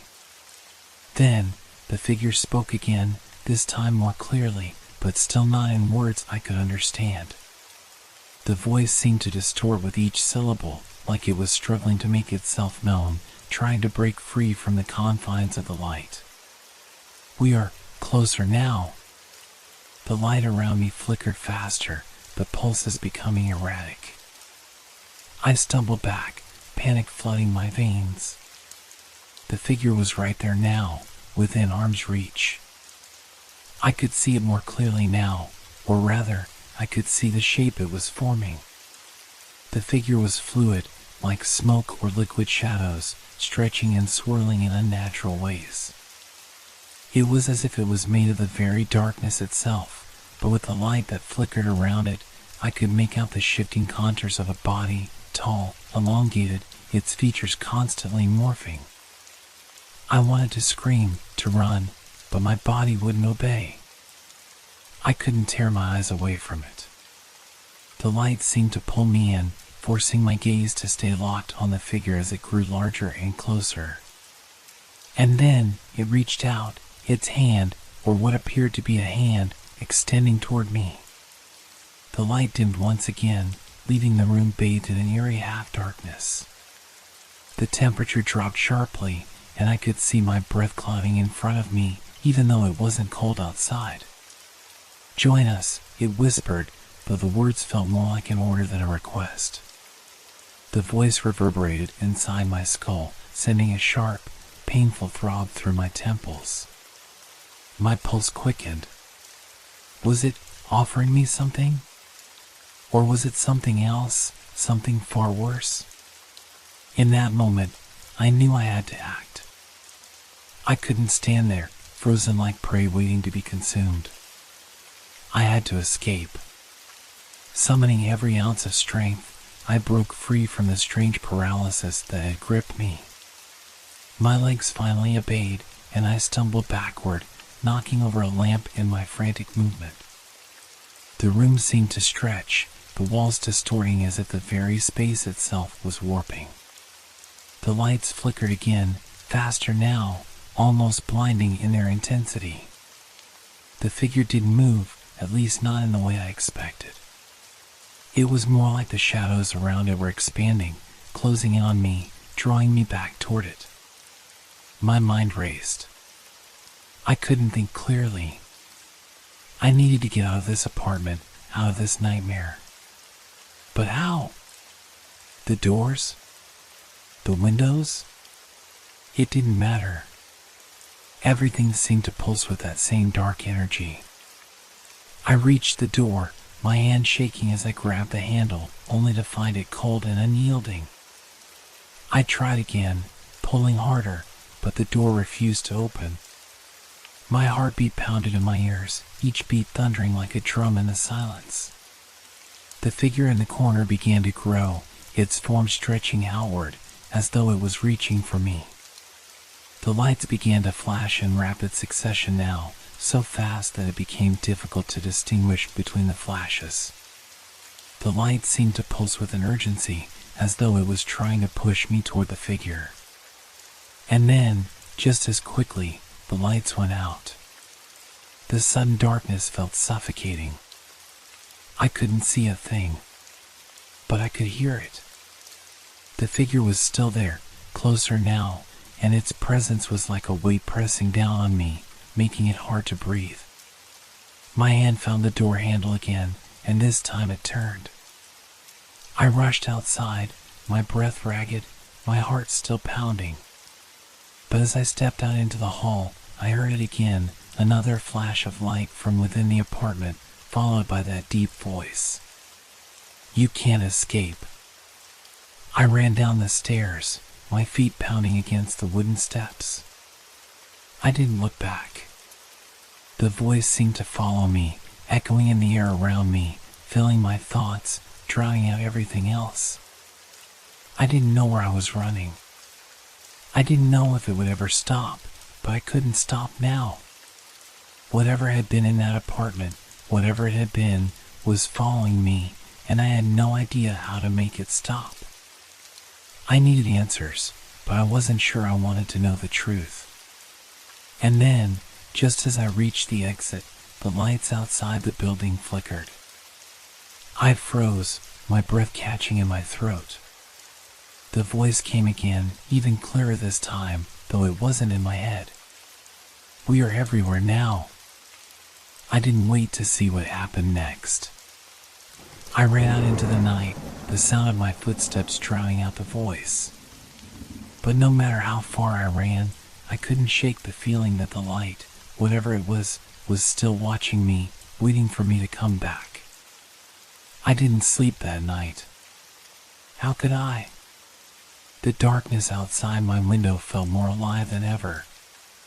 The streetlights flickered in sync with the unsettling pulse in my mind. The sound of their quiet hum was no longer a comfort, but a warning.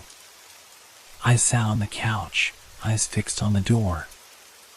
I couldn't shake the feeling that whatever I had felt in that apartment was still there, waiting, just beyond the threshold.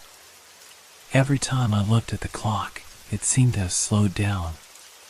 Time itself felt warped, stretched thin, like I wasn't sure if the seconds were moving forward or if I was trapped in an endless loop.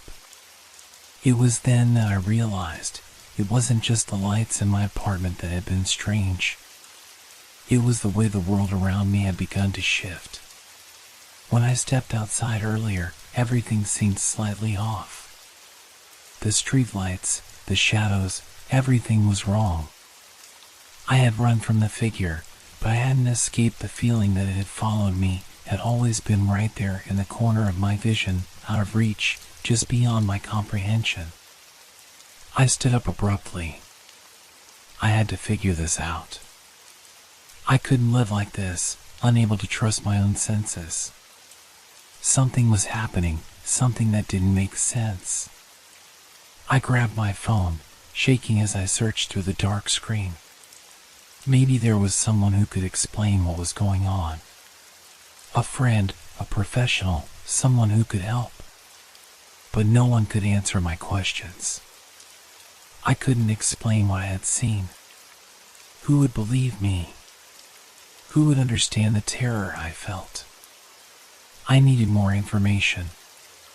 I needed to know what the lights were, what they meant, and, more importantly, why they were trying to communicate with me.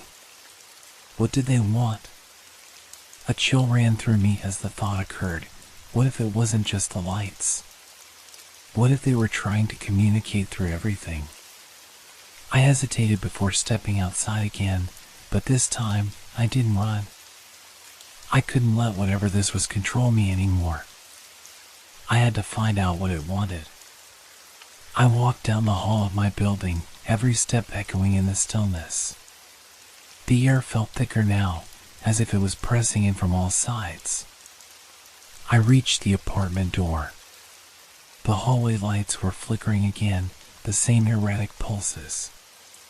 Was it trying to speak to me, like before? Or was it simply a malfunction? I opened the door cautiously, stepping into the dark apartment. As my foot crossed the threshold, the light above me flickered once more, followed by the deep hum, the same familiar hum. "Are you still there?" I whispered into the darkness. My voice sounded strange in the emptiness. For a moment, there was silence. Then, slowly, the lights began to flicker again, but this time it wasn't random. There was a pattern, a rhythm. A pattern that seemed to be responding to me. I held my breath, watching in the silence, waiting for something to happen. And then it did. The lights blinked once more, and in that brief flash, I saw it. In the reflection of the kitchen window, there was a figure, just like the one from earlier, standing in the shadows. But this time, it was clearer. It wasn't a mere presence, it was a figure. Tall, black, with jagged edges, like something from a nightmare. Its form was growing, shifting, taking shape. I gasped, stumbling backward. The figure was not just in the reflection, it was in the room. My heart pounded in my chest as I realized that it had crossed the line between the shadows and reality.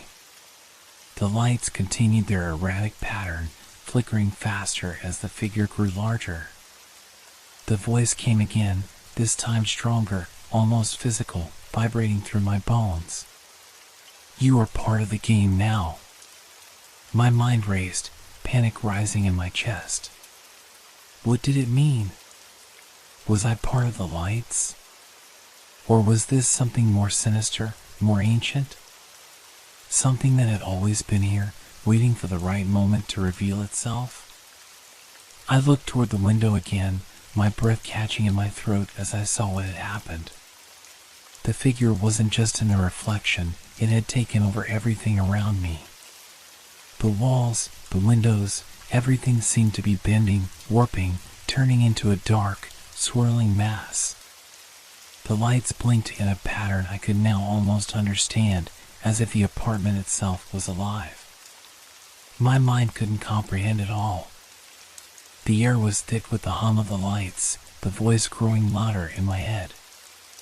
I felt like I was losing my grip on reality. I had to get out.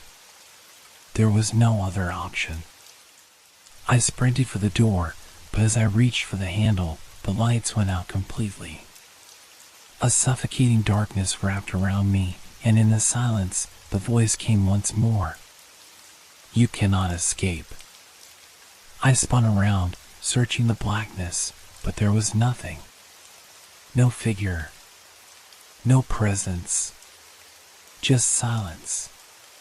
The light, the pulse, the force that had been guiding me, it was gone. But I couldn't shake the feeling that it was still watching, waiting for me to make the next move. In the distance, I heard the faintest sound, the creak of a door opening. I turned sharply. The voice that had been chasing me for so long, now coming from the hallway behind me, barely audible but unmistakable. "We are the light. We are the shadow." I froze. It wasn't just a voice anymore. It was everywhere. The game had begun. The darkness pressed in around me, thick and suffocating. I could feel my heartbeat echoing in my ears, each beat resonating in the silence. The air in the apartment seemed heavier now, like it was thickening, like it had substance. I couldn't move, couldn't think. My mind was clouded with confusion and terror. I had to get out, but where could I go? It felt as if the very walls of the apartment were closing in, like they were part of the game, part of this strange, horrible thing that was happening to me. I didn't understand it. The lights, the figure, the voice. It was all connected, but how? Why? I took a deep breath, forcing myself to focus. I couldn't let fear paralyze me completely. I had to think. I had to find a way to break free from whatever this was. The door. The door was my only way out. I reached for the handle again, but my hand froze inches away. It wasn't just the door I could feel now, it was something else. Something watching. The hairs on the back of my neck stood up. There was a presence, not far behind me, but I couldn't turn to face it. I couldn't bring myself to look. Instead, I focused on the door handle, my hand trembling as I gripped it tightly. I pulled it, and the door swung open with a slow, deliberate creak. For a moment, I just stood there, staring into the hallway. The hallway was dark, but the lights, those damn lights, were flickering in a strange pattern. They blinked once, then twice, then 4 times in rapid succession. I didn't know what it meant, but somehow I knew that the lights were guiding me, telling me what I needed to do. Or maybe they were leading me toward my doom. I took one step forward, then another, each step feeling like it was taking me deeper into the unknown. The apartment felt distant now, like it was part of another world, another reality. The hallway stretched out before me, longer than it should have been. It was as if the space itself was bending and shifting, pulling me deeper into its strange, oppressive grip. As I moved, I noticed something else, the hum. The deep, vibrating hum from the lights was still there, but now it was coming from the walls themselves. The floors. The air around me. It was everywhere, pulsing through my body, resonating with something deep inside me, something I couldn't name. I had no choice but to keep moving forward. I couldn't go back. The apartment had trapped me long ago. I passed the first door, the second, then the third. Each one felt like a marker in a twisted race, but toward what? I didn't know. I didn't understand why I was being led down this hall, but the urge to follow the lights was overwhelming, like an animal instinct that I couldn't deny. Then, as I reached the end of the hallway, I saw it. The door at the very end. It was different from the others. This one was black, deep, pitch black, like it absorbed all light around it. The lights flickered one last time, illuminating the door, and for a split second, I saw something written on it, something I couldn't quite read. I was almost there, but I hesitated, unsure of what lay beyond. And then, the voice. "Enter," it said, soft and calm, as though it had always been there, just waiting for me to listen. I didn't know what I was stepping into, but I couldn't turn back. Something about the voice, something about the door, made me feel like it was the only way to end this. I didn't know if I was going to survive, but I had to try. I pushed the door open. The room beyond was different from everything else I had seen. It wasn't just dark. It was alive. The walls were pulsing with light, a strange, eerie glow that flickered in rhythm with the lights in the apartment. It was as if the very air in the room was composed of light and shadow, constantly shifting, constantly moving. I stepped inside. The air was thick with an unnatural energy, and the hum was deafening now. It was everywhere, vibrating through my bones, making my skin crawl. I could feel it inside me, too, as though the light was invading my very thoughts, bending my perception, shifting reality itself. I looked around the room, but I couldn't make sense of anything. There were no windows, no furniture, nothing familiar. It was like being in a space between worlds, somewhere that shouldn't exist. And then, as if on cue, the lights stopped flickering. Silence. The hum disappeared, and the room went completely still. The stillness was suffocating, more terrifying than the noise had been. I felt a chill run through me as the silence seemed to stretch out, as if time itself had stopped. Then, I heard it again. The voice. It wasn't in my head this time. It was coming from somewhere in the room. "Welcome," it said. "You've played the game long enough. Now you must make your choice." I looked around, trying to locate the source of the voice, but there was nothing. No figure, no movement. Just that unshakable feeling that something was watching, waiting. Choose wisely, the voice continued. You can stay, or you can leave. But remember, there are consequences.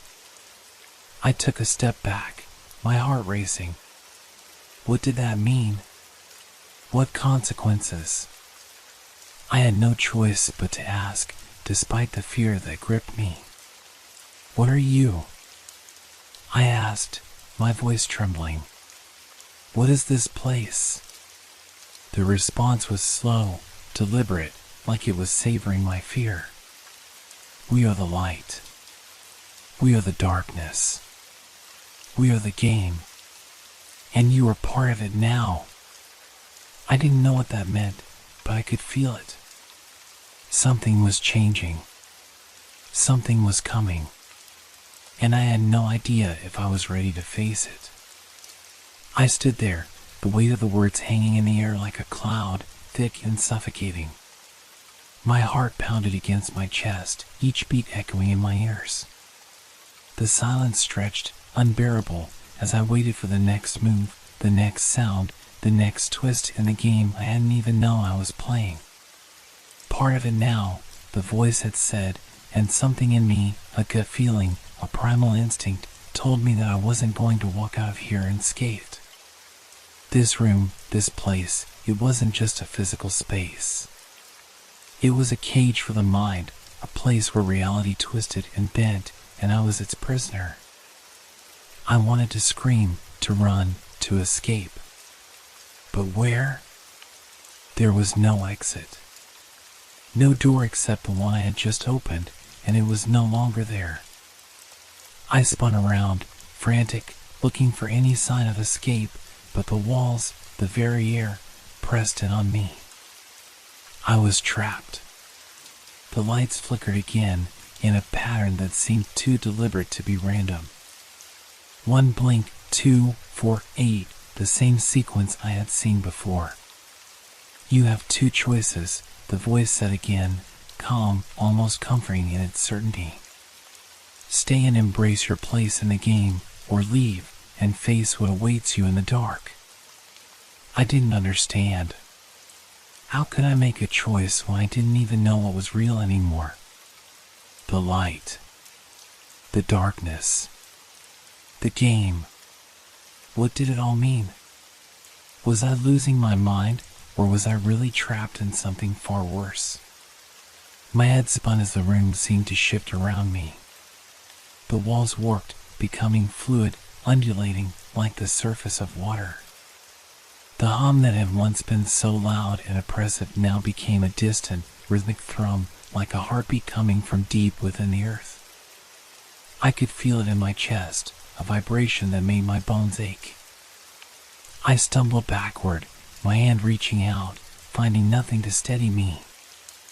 I felt like I was floating, like I was no longer a part of this world, but some strange, forgotten place. The walls closed in, then expanded, each movement making me feel smaller, weaker, more helpless. I wanted to run, but where could I go? The light flickered again, and this time, the pattern changed. It wasn't the same repetitive sequence.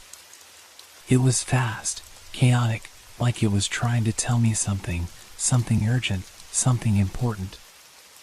I couldn't make sense of it, but deep down, I knew it was a warning. Do you really think you can escape? The voice spoke again, its tone now laced with amusement, like it was enjoying my panic. You're part of this now. The game has already begun. I clenched my fists, trying to steady myself, trying to calm the storm inside my head. I couldn't let this entity control me. I had to find a way out. But how? A sudden idea flashed through my mind. The lights. The blinking. The patterns. They weren't just random. They had to be a code, a way to communicate, a way to understand what was happening. Maybe, just maybe, I could turn the game back on itself.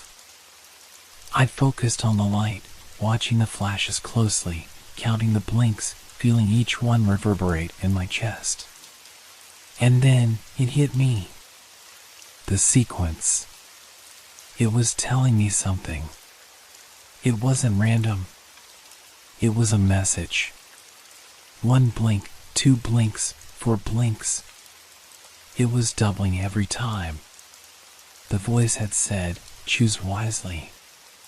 Maybe the pattern held the answer. I stepped forward, my feet unsteady on the strange, shifting ground. Each step felt like I was walking through a dream, through a nightmare that was far too real. I raised my hand, moving it toward the next set of blinking lights, each flash burning into my retinas.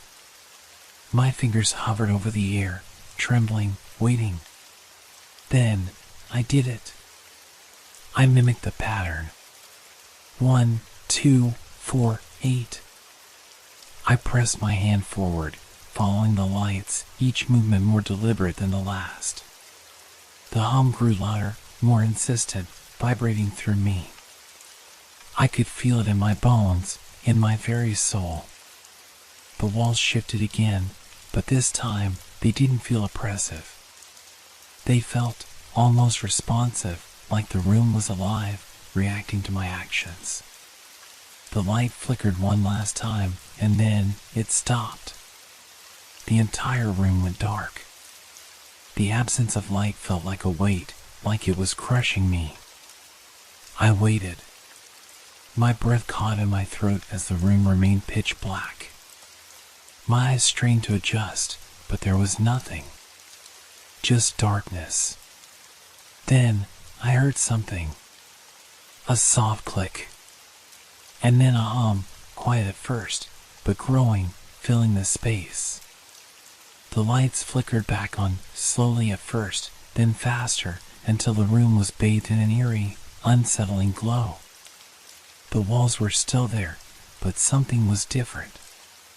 The shifting, the fluidity, it was gone. The game, whatever it had been, was over.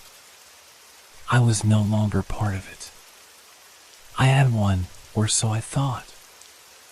I turned around, expecting to find the door I had entered through. But there was nothing. Just a blank wall. I took a step forward, my breath shallow, my chest tight. I reached out, pressing my hand against the wall. It was solid. The room, the space, it had swallowed me whole, and now there was no way out. The voice whispered again, soft and distant, like a memory. You chose to leave, but did you think you could escape the game? And that was when I realized there was no escape. I wasn't part of the game anymore. I was the game.